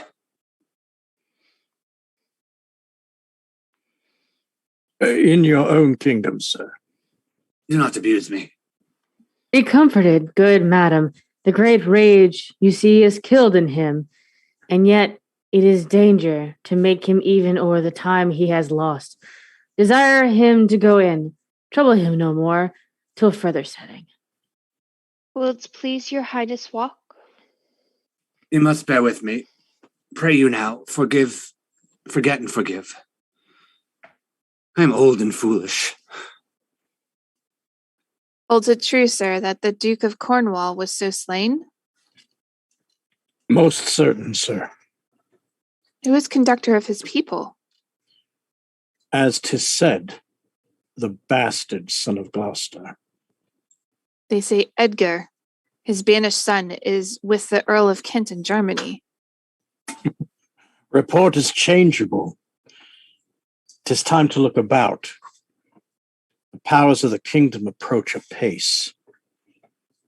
The arbitrament is like to be bloody. Fare you well, sir. My point and period will be thoroughly wrought, or well or ill as this day's battles fought. Whoa. Like, zoinks, Scoob. This is getting a little too real, my guys. Not buried in the ground, still kind of warm, laying in the coffin, and here you are, sleeping with the bastard. How could you? I checked your pulse. You were gone. What did you expect me to do? At least she's pick a woman with needs. Pick someone better than Edmund. Okay. He was available. Oh, look at that face. Look at that face now. Look at that punum there. So I just have to say, Zach, costume change. Three costume changes. Right. Amazing. Chef's kiss. Like Ever a better Lear did King, or King did Lear. There we are. And the madness. Yeah, totally bought that. So good. Yeah, hook, line, sinker. I was gone. And you didn't even have to roll for it. Didn't even have to roll for it. I was totally getting some Renfield vibes off that one. Like 92 Dracula Renfield. I was living for it. It was very nice. Quite nice. Oh man. Woot. So yeah, like just I love how at the beginning of the play everyone just can't stand Lear because he is trash. I mean, let's be honest. He's kind of trash. He's okay boomer. Yeah, it's an okay boomer situation. Big energy. Now we're just like, I feel like Shakespeare was like, I bet if I'd make a really trash character and then, well, I mean, Lear was a historical figure, but if I write him as just the most trash, but then just put him through the worst abuse, I bet I can make people sympathize with him by the end. Snape? Yeah, there you go. Challenge It accepted. was a bet in a bar. You can't make a Lear a sympathetic character. And William Shakespeare's like, watch Hold me. my Hold my beer. ale. Have you met Hold women? my ale. Yeah. So I'm gonna be completely honest. I'm selfishly wondering, like, where did I go? Like, where a little did I go? Yeah, just like, You took a nap at noon. I think I'm kind of. You hopped across timelines to 12th Night to go sing that same damn song over there. Yep. The fool done. So. Just RUNNOFT. Just gone. Like, hey, Knuckle, totally love you, but deuces, you went a little bit crazy, and I can't. I can't do this anymore. This ain't worth the money. Bye. I was watching is now a little too toxic, so I was watching the Anthony Hopkins version of King Lear, and so since that's my point of reference, I thought the fool died somehow, and I'm like, wait, did I miss this? I recently saw it live, and he does like Lear or somebody else like stabs him at the end of that scene. It's like weird. I think it's one of those things that, like, depending on what staging you see, like it's not. I don't, because I didn't catch I it. don't know if it's in the notes. Like, Yeah, It's not here. It's not in this version. It's precisely the staging. There are I've- versions of the play where Lear says that the daughter's killed his fool. Yeah. I mean, I'll take credit for that. Sure. This is like exhumed pursued by bear, but fool dies. Yeah, just gone. Like, hey, take your lord, leave. Cool. And then So if you pay attention in the next act, we know a little bit of what may possibly have happened to the fool. Spoilers. okay. So we're not going to talk about him right now because spoilers.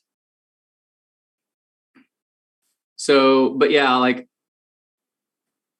the thing is, like Shakespeare makes Lear a sympathetic character only by making his daughters just worse people, and it like I feel like this that bet, the hypothetical bet, which is now headcanon on what made Shakespeare write this play this way. It's like you can't make Lear a sympathetic character. You want to bet? Misogyny is big nowadays. Let me just lean hard into that. I get like wicked stepsisters from Cinderella vibes. I got that right away. Well, yeah, for sure. A bit, but what parent hasn't tried to pass off their much older parent on another relative? Like, look, I'm not dealing with their craziness. You deal with them. That was evident too. It's like, no, you take care of dad. So Honestly, something I just remembered. I have seen productions of this where the fool is Cordelia.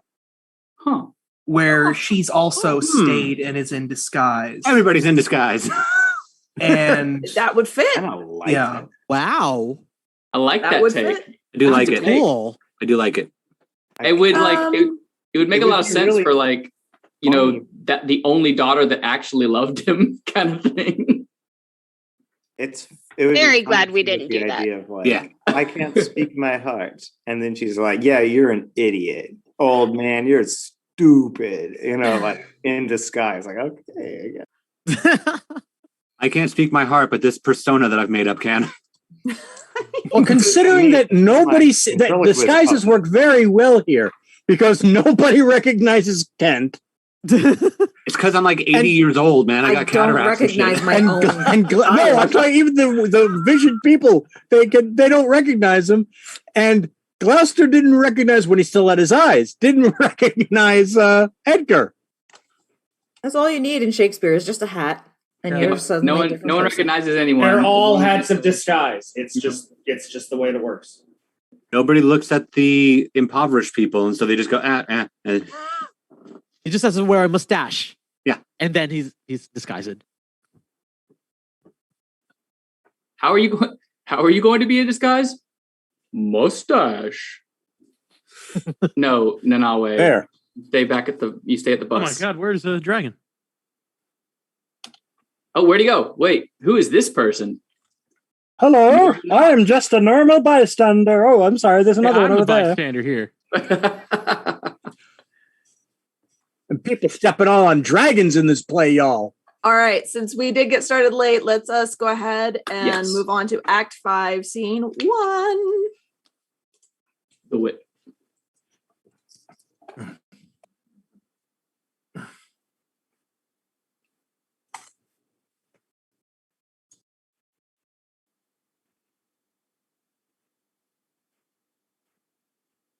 Looking at you, Edmund. Edmund, that's you.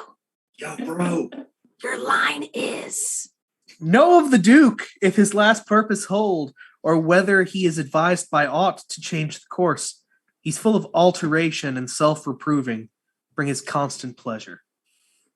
My sister's man is currently miscarried. Certainly miscarried. 'Tis to be doubted, madam. Now, sweet lord, you know the goodness I intended upon you. Tell me but truly, but then speak the truth. Do you not love my sister?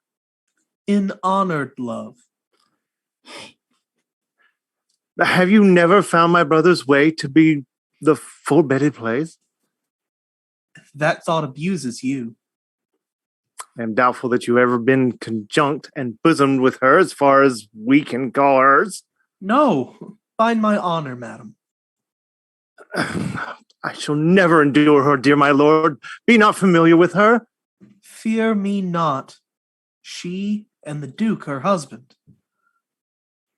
I had rather lose the battle than that sister should loosen him from me.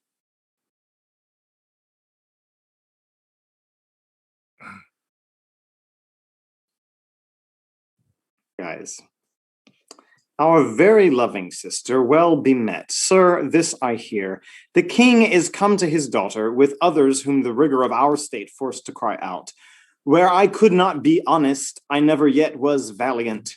For this business, it touches us as France invades our land, not bolds the king with others whom I fear most just and heavy causes make oppose. Sir, you speak nobly. Why is this reasoned? Combine together against an enemy. For these domestic and particular broils are not the question here. Let's then determine with the ancient of war on our proceedings. I shall attend you presently at your tent. Sister, you'll go with us? No. 'Tis most convenient. Pray you go with us. Oh ho, I know the riddle. I will go. If e'er your grace had speech with a man so poor, hear me one word. I'll o'ertake you. Speak. Before you fight the battle, ope this letter. If you have victory, let the trumpet sound for him that brought it. Wretched though I seem, I can produce a champion that will prove what is avouched there. If you miscarry, your business of the world hath so an end, and machination ceases. Fortune love you. Stay till I have read the letter. I was forbid it. When time shall serve, let but the herald cry, and I'll appear again. Why, fare thee well. I will o'erlook thy paper. The enemy's in view. Draw upon your powers. Here is the guess of their true strength and forces by diligent discovery, but your haste is now urged on you. We will greet the time. To both these sisters have I sworn my love, each jealous of the other as the stung are of the adder. Which of them shall I take? Both? One? Or neither? Neither can be enjoyed if both remain alive. To take the widow exasperates, makes mad her sister Goneril. And hardly shall I carry off my side, her husband being alive. Now then, we'll use his countenance for the battle, which being done, let her who would be rid of him devise his speedy taking off. As for the mercy which he intends to Lear and to Cordelia, the battle done and they within our power, shall never see his pardon, for my state stands on me to defend, not to debate. Ooh, Act 5, Scene 2. Nasty. Here, Father, take the shadow of this tree for your good host. Pray that the right may thrive. If ever I return to you again, I'll bring you comfort. Grace go with you, sir. Away, old man. Give me thy hand. Away. King Lear hath lost, he and his daughter taken. Give me thy hand. Come on. No further, sir. Man may rot even here. What, in ill thoughts again? Men must endure their going, hence even as their coming hither. Ripeness is all. Come on. And that's true, too. Okay.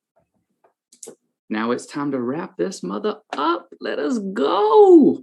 Act 5, Scene 3. Everybody ready to climax? I mean, in the show? You know what I'm about. I'm just on the edge of my seat. So you're edging before the climax? Okay, that's fine. Let's go. Finn is footboy. Finn is footboy. You see the joke coming, and there's nothing you can do about it. You just have to wait for Just stare at the headlights coming right at you. Okay, moving on.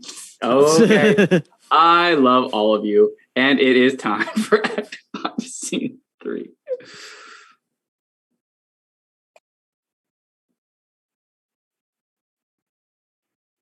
Or do we need to take another minute for Edmund to compose himself before we... Does Edmund need a moment before the climax? He does now. Ben is fired from speaking. Quit breaking our actors. That footboy energy. Edmund, when you are ready, my dear. Wait, we're in Act 5, Scene 2, yeah? No, we're on Scene Act 5 to three. C3. Oh, that's why lasts I for like was 30 seconds, my confused. man. It's super short. My bad. Sorry. There's a lot of super shorts. Some officers take them away. Good guard until their greater pleasures first be known, that are to censure them.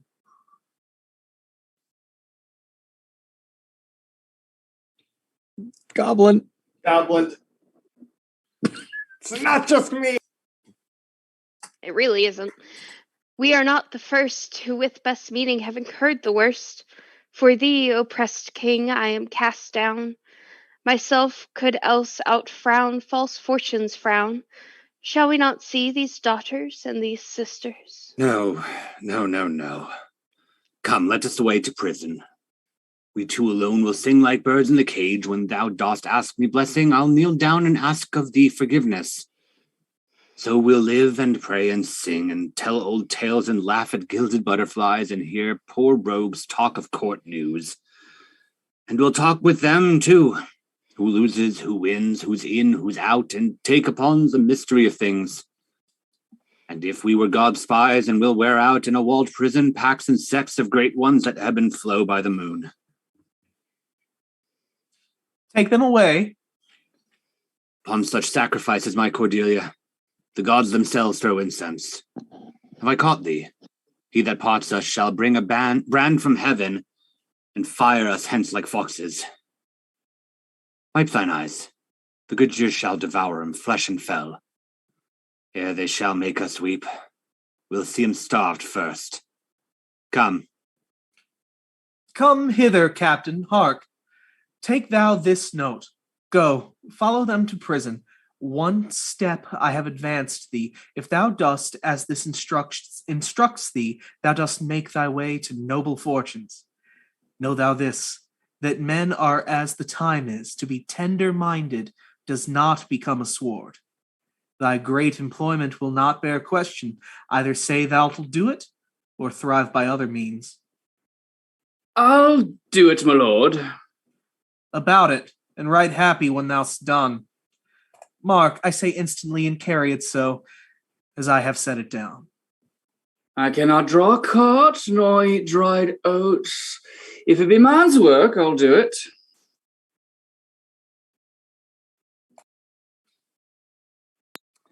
Sir, you have shown today your valiant strain, and fortune led you well. You have the captives that were the opposites of this day's strife. I do require them of you, so to use them as we shall find their merits and our safety may equally determine. Sir, I thought it fit to send the old and miserable king to some retention and appointed guard, whose age has charms in it, whose title more, to pluck the common bosom on his side, and turn our impressed lances in our eyes which do command them. With him I sent the queen, my reason all the same, and they are ready tomorrow or at further space to appear when you shall hold your session. At this time we sweat and bleed.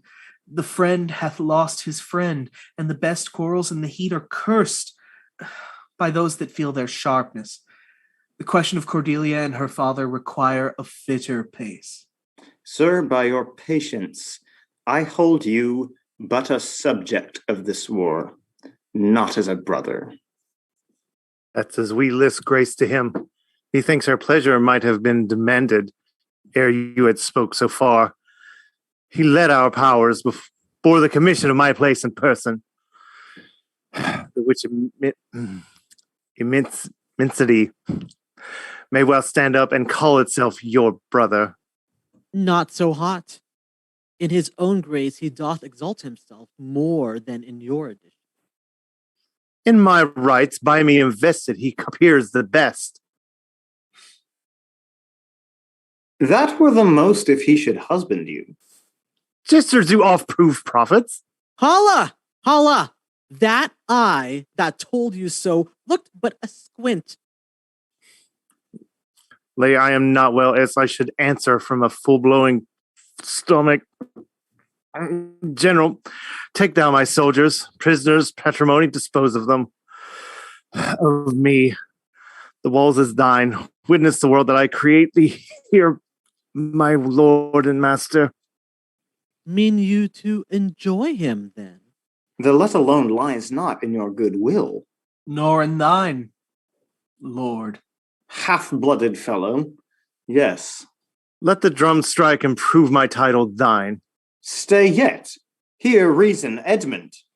I arrest thee on capital treason, and in thine attaint this gilded serpent. For your claim, fair sister, I bar it in the interest of my wife. 'Tis she subcontracted to this lord, and I, her husband, contradict your bans. If you will marry, make your loves to me. My lady is bespoke. An interlude. Thou art armed, Gloucester. Let the trumpet sound. If none appear to prove upon thy person thy heinous, manifest and many treasons, there is my pledge. I'll make it on thy heart. Ere I taste bread, thou art in nothing less than I have here proclaimed thee. Sick! Oh, sick! If not, I'll ne'er trust medicine. There's my exchange. What in the world he is that names me traitor, villain-like he lies. Call by thy trumpet. He that dares approach on him, on you who not, I will maintain my truth and honor firmly. A herald, ho! A herald, ho! A herald. Trust to thy single virtue for thy soldiers. All levied in my name have in my name took their discharge. My sickness grows upon me. She is not well. Convey her to my tent. Come hither, herald, let the trumpet sound and read out this. Sounds, trumpet. Whoops. If any man of quality or degree within the list of the army will maintain upon Edmund, supposed Earl of Gloucestershire, that he is a manifold traitor, let him appear by the third sound of the trumpet. He is bold in his defense. Again. Again.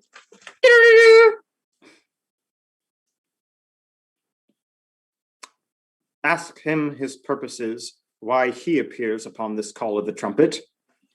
What are you? Your name, your quality, and why you answer this present summons. Oh, no, my name is lost. By treason's tooth, bare gnawn, and canker bit. Yet I am noble as the adversary I come to cope with all. Which is that adversary? What's he that speaks for Edmund, Earl of Gloucester? Himself. What sayest thou to him? Draw thy sword, that if my speech offend a noble heart, thy arm may do thee justice. Here is mine. Behold, it is the privilege of mine honors, my oath, and my profession.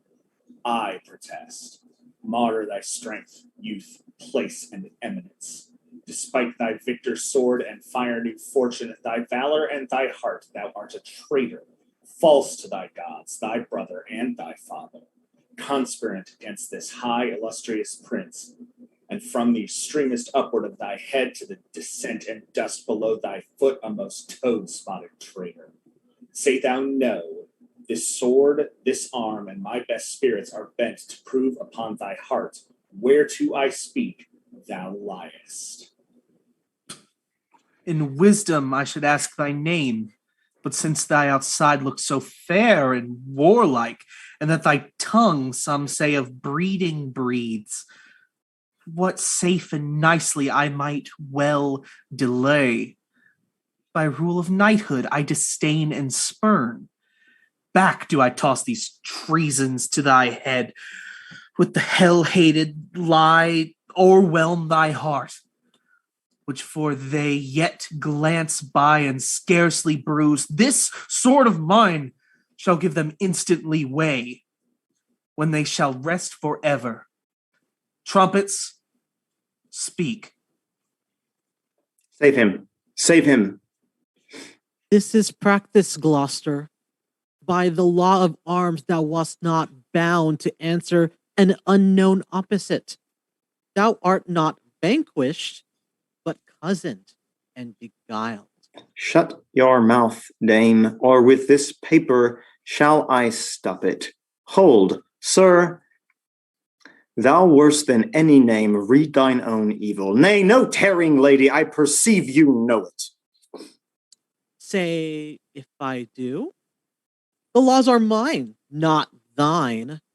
Who can arraign me for it? Most monstrous, oh, knowest thou this paper? Ask me not what I know. Go after her, she's desperate. Govern her. What who have charged me with what I have done? And more, much more, the time will bring it out. 'Tis past, and so am I. But what art thou? Thou hast this fortune on me. If thou art noble, I do forgive thee. Let's exchange charity. I am no less in blood than thou art, Edmund. If more, the more thou'st wronged me. My name is Edgar, and thy father's son. The gods are just, and of our pleasant vices make instruments to plague us. The dark and vicious place where thee he got cost him his eyes. Thou spoken right. 'Tis true, the wheel is come full circle. Methought thy very I'm here. gait. Methought thy very gait did prophesy of royal nobleness. I must embrace thee. Let sorrow split my heart if ever I did hate thee or thy father. Worthy prince, I know it. Where have you hid yourself? How have you known the miseries of your father? By nursing them, my lord. List a brief tale, and when 'tis told, oh, that my heart would burst. The bloody proclamation to escape that followed me so near. Oh, our lives' sweetness, that we the pain of death would hourly die rather than die at once, taught me to shift into a madman's rags, to assume a semblance that very dogs disdain. And in this habit met I my father with his bleeding rings, their precious stones new lost, became his guide, led him, begged for him, saved him from despair. Never, O fault, revealed myself unto him until some half hour past when I was armed. Not sure, though hoping of this good success, I asked his blessing, and from first to last told him my pilgrimage. But his flawed heart, alack, too weak the conflict to support, twixt two extremes of passion, joy, and grief, burst smilingly. This speech of yours hath moved me, and shall perchance do good. But speak you on. Look as if you had something more to say. If there be more woeful, hold it in, for I am almost ready to dissolve hearing of this. This would have seemed a period to such as love not sorrow, but another, to amplify too much, would make much more and top extremity. Whilst I was big in clamor, came there in a man who, having seen me in my worst estate, shunned my abhorred society. But then, finding who 'twas that so endured, with his strong arms he fastened on my neck, and bellowed out as he burst heaven, threw him on my father, told the most piteous tale of Lear and him that ever ear received, which in recounting his grief grew puissant, and the strings of life began to crack. Twice then the trumpet sounded, and there I left him tranced. But who was this? Kent, sir, the banished Kent, who in disguise followed his enemy king and did him service improper for a slave. Help! Help! Oh, help! What kind of help? Speak, man. What means that bloody knife? 'Tis hot. It smokes. It came even from the heart of, oh, she's dead. Who dead? Speak, man. Your lady, sir, and her sister. By her is poisoned. She confesses it. I was contracted to them both. All three. Now marry in an instant. Here comes Kent. Produce their bodies, be they alive or dead. This judgment of the heavens that makes us tremble, touches us not with pity. Oh, is this he? The time will not allow the compliment which very manners urges. I am come to bid my king and master good night. Is he not here? Great thing of us forgot. Speak, Edmund, where's the king? And where's Cordelia? Seest thou this object, Kent? Alack, why thus? Yet Edmund was beloved. The one of the other poisoned for my sake after slew herself? Even so. Cover their faces. I pant for life.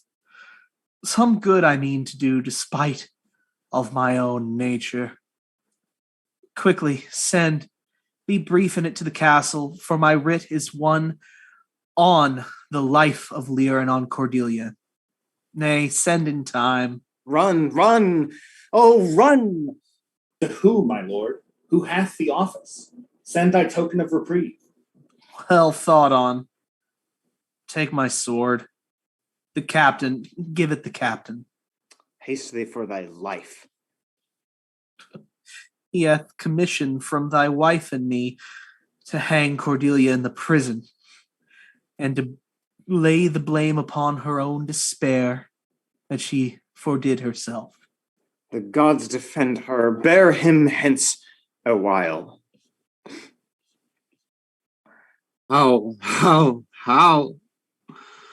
You are men of stone. But are your tongues and eyes, I'll use them so that heaven's vault should crack. She's gone forever.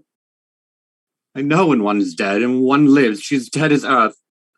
Lend me a looking glass, if that her breath will mist or stain the stone, why then she lives. Is this the promised end? Or image of that horror? Fall up and cease. The feather stirs. She lives. If it be so, is it a chance which redeems all sorrow that I've ever felt? Oh, my good master. Prithee away. 'Tis noble Kent, your friend. Plague upon you, murderers! Traitors all. I might have saved her, now she's gone forever. Cordelia, stay a little, huh? What didst thou sayest? Voice was ever soft, gentle, low. Excellent thing in a woman. I killed the slave that was hanging thee. It's true, my lords. He did. Did I not, fellow? I've seen the day with my good biting falchion I would make them skip. I'm old now, and these same crosses spoil me. Who are you? Mine eyes are not the best, I'll tell you straight. If fortune brag of two she loved and hated, one of them we behold. Isn't a dull sight? You not Kent? The same. Your servant, Kent. Where is your servant, Caius? He's a good fellow, I can tell you that. He'll strike, and quickly, too. He's dead and rotten. No, my good lord. I am the very man. See that straight. That from your first of difference and decay have followed your sad steps. You're welcome hither. Nor no man else. All's cheerless, dark, and deadly. Your eldest daughters have fordorn themselves and desperately are dead. Aye, so I think. He knows not what he says, and vain it is that we present us to him. Very bootless.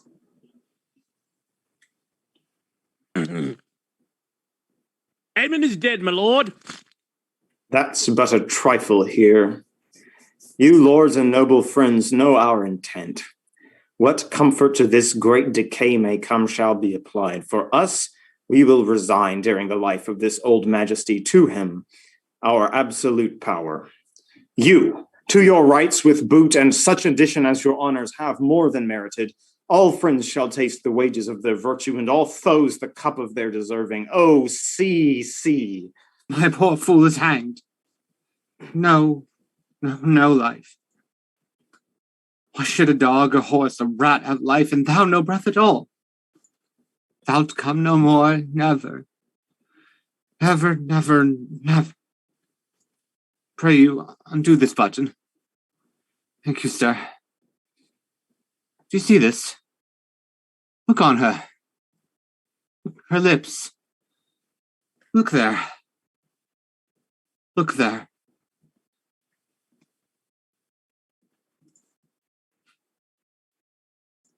He faints. My lord, my lord. Break, heart, I pray thee, break. Look up, my lord. Vex not his ghost. Oh, let him pass. He hates him that would upon the rack of the tough world stretch him out longer. Oh, he is gone indeed. The wonder is he hath endured so long. He but usurped his life. Bear them from hence. Our present business is to general woe. Friends of my soul, you twain rule in this realm and the gorid state sustain. I have a journey, sir, shortly to go. My master calls me. I cannot say no. The weight of this sad time we must obey. Speak what we feel, not what we ought to say. The oldest hath borne most. We that are young shall never see so much, nor live so long.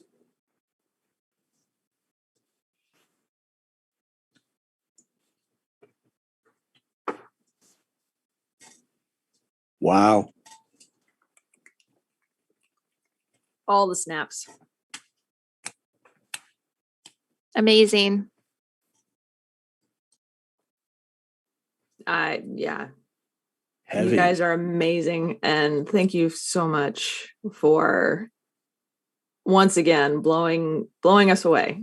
Like, I know we're nearing the end of season 2, and Finn and I have said it from the very beginning, but you guys never cease to amaze us. And that goes to all of our veterans that have been with us since episode 1, to all of our newbies who have joined us just for the first time tonight. Like, we cannot do the show without you, and just love and props and snaps and applause, and thank you so much. I say it almost every show. The newbies always kick the ass. They do. They do. They do, though. We would like to invite you to join us. There is ass to be kicked. Yes. Look, Fembot brings the booty. Okay. Okay then. every day. Every day. And that's our brand.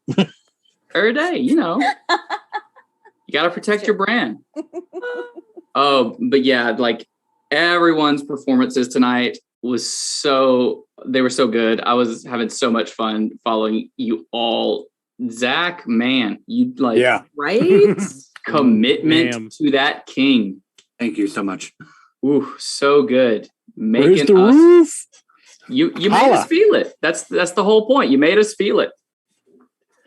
Oh man. But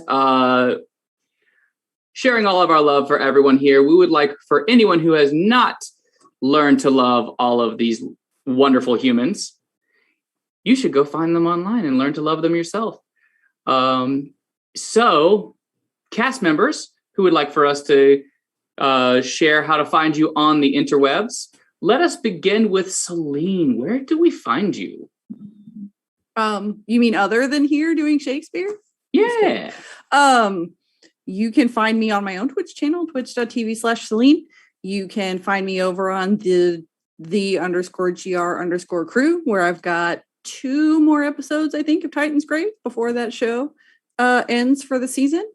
And you can also find me on the Twitters, twitter.com/Celine. That's where you basically get all the information and whatever happens to come out of my head when I'm tweeting. Fantastic. Thank you so much. There's a random bystander here, but where can we find a random bystander other days? you can find me on my Twitch channel, twitch.tv/randombystander here. You can find me on TikTok for the same name as well. All the social media platforms, really. I stream, I do funny voices during stream, and yeah. Thank you for the opportunity.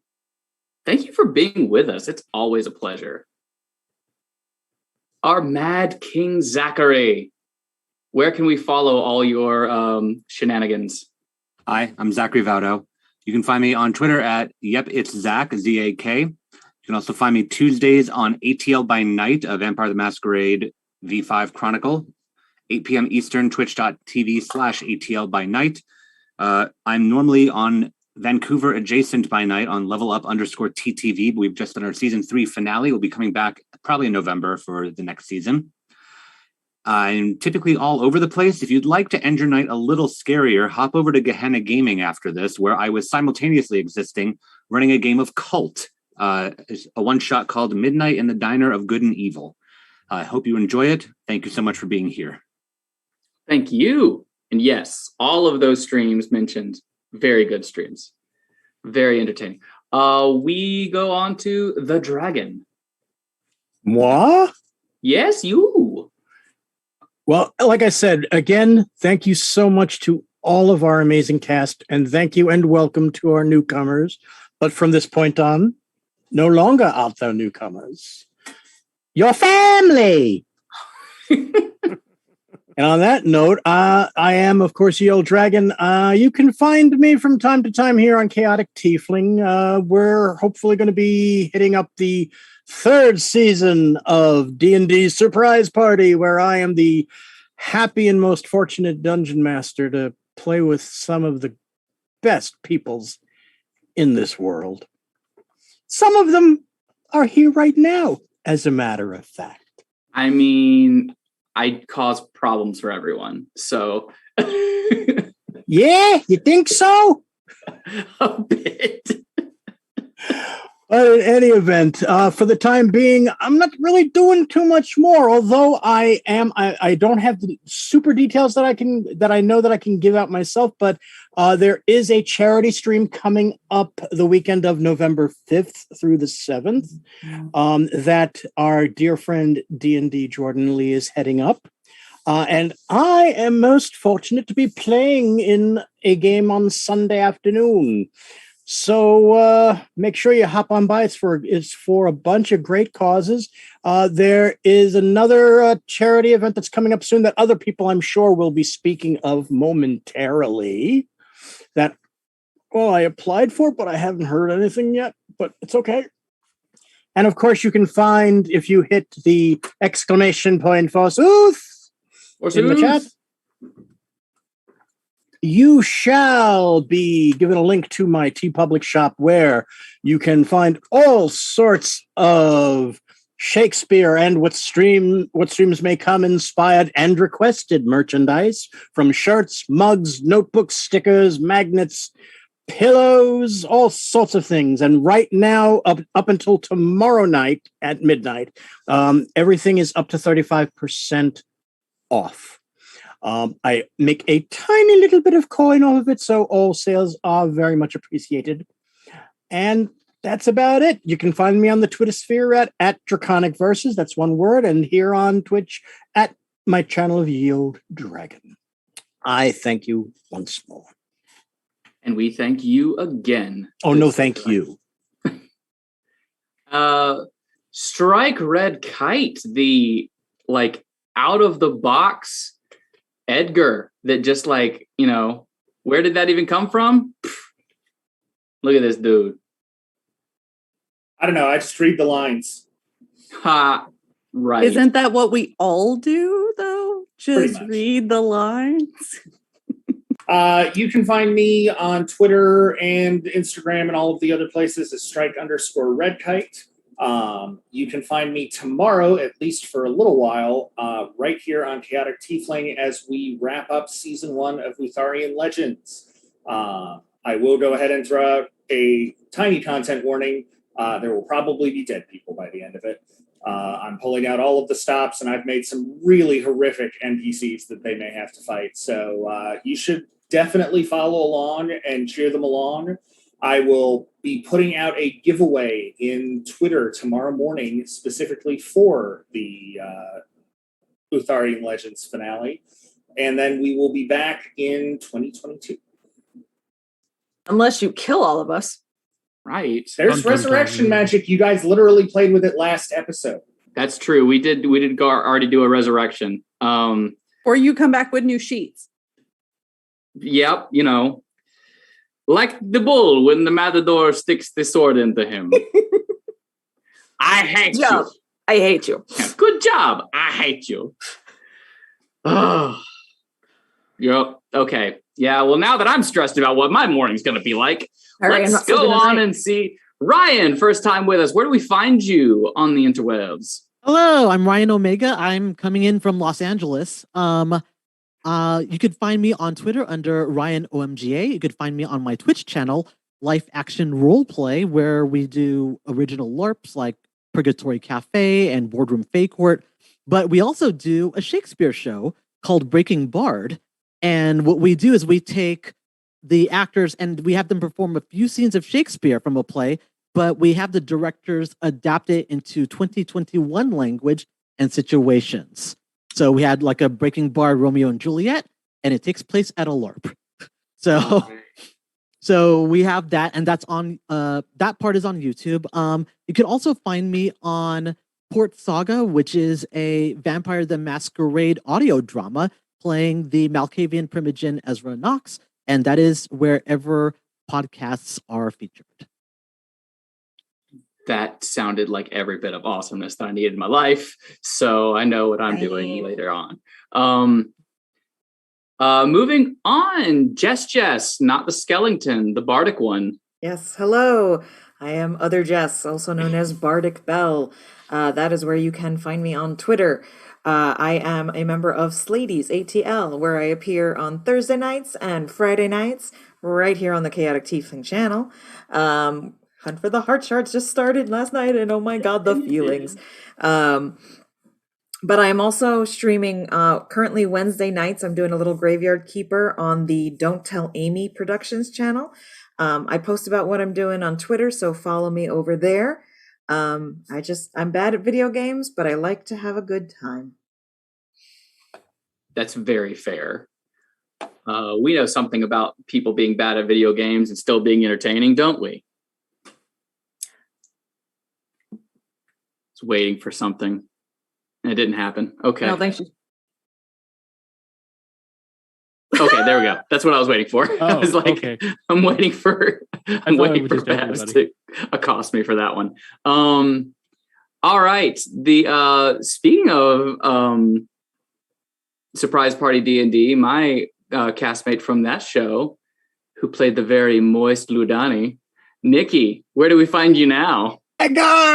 Bagar. Hi, everyone. It's Nikki. Slady's has joined Chaotic Tiefling.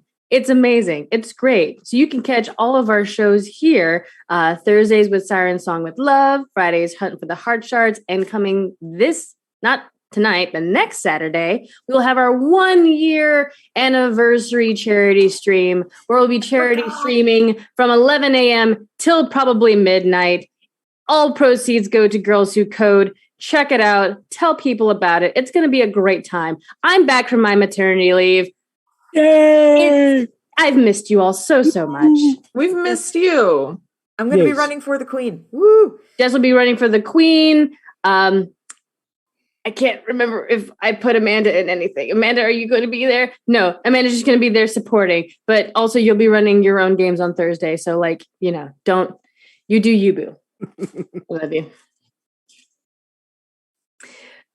So I'm running the final game of the charity stream, Thirsty Sword Lesbians, A Night at the Opera, where it's Phantom of the Opera themed Thirsty Sword Lesbians featuring Sarah B. Strange. Sarah will be in there, the thirstiest of lesbians with the swords. Oh my God.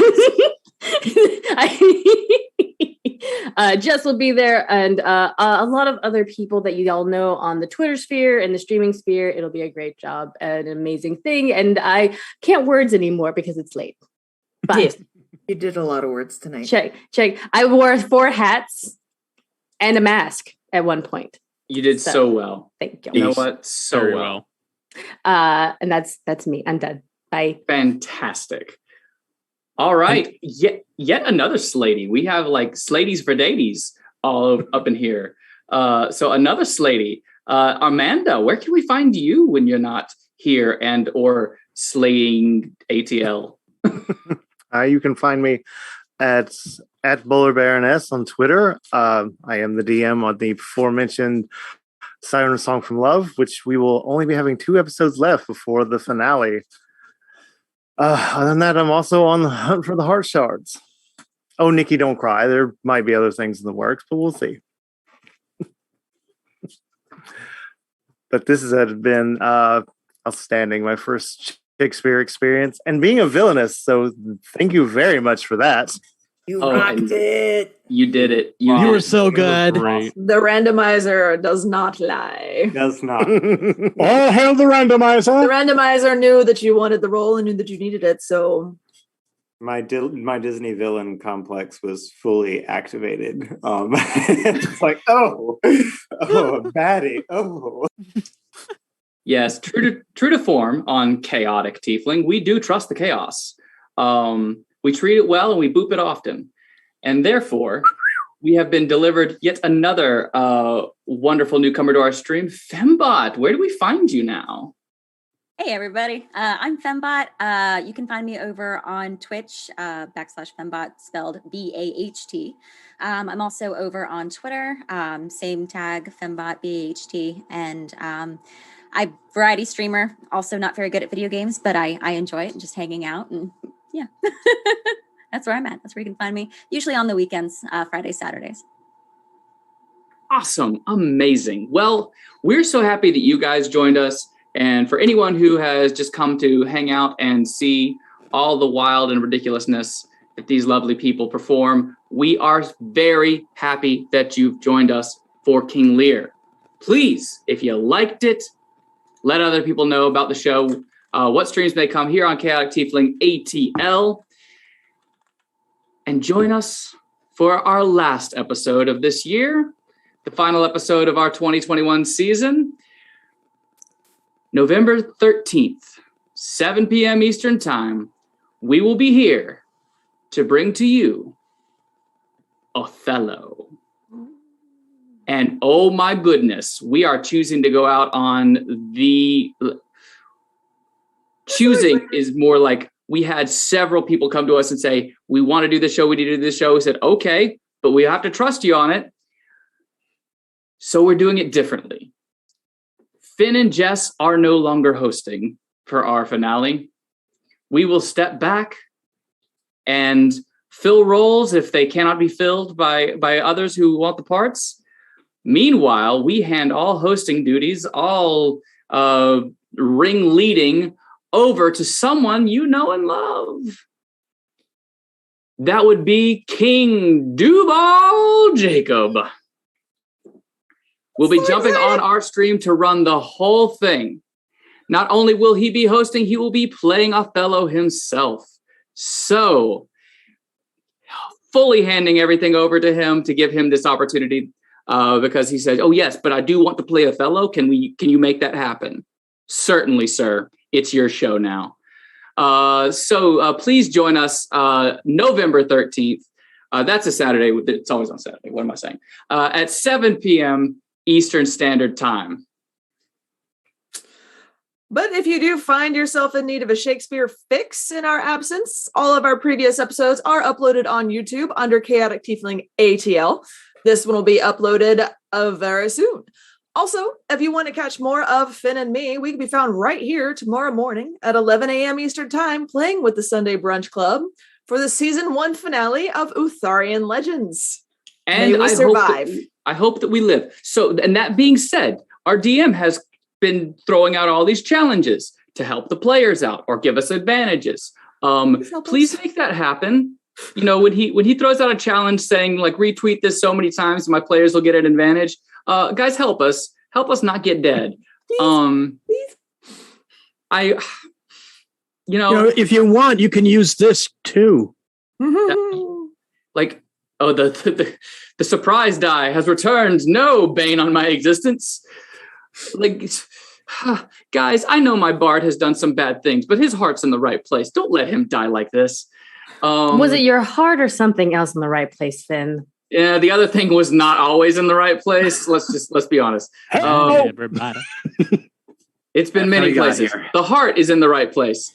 In any case, please toss a sub to your Twitchers, any and all of the Twitchers that you see here. Please visit streams, toss subs, show support, and I would be remiss not to venerate Babs the Bat, our offstage oracle, the producer and CEO of Chaotic Tiefling ATL. Without her hard work, none of this would have ever come together, we promise you. So, if you would like to connect with us, please jump over to the Twitter sphere and follow us at Bloodhaven Bard or at Jessica Skell, depending on which one of us you want to find. Until the next show, be good to yourself and be good to each other. We will all get through this and back under the stage lights once more. Now give us your hands if we be friends. We love you. We'll miss you. Until it's showtime again.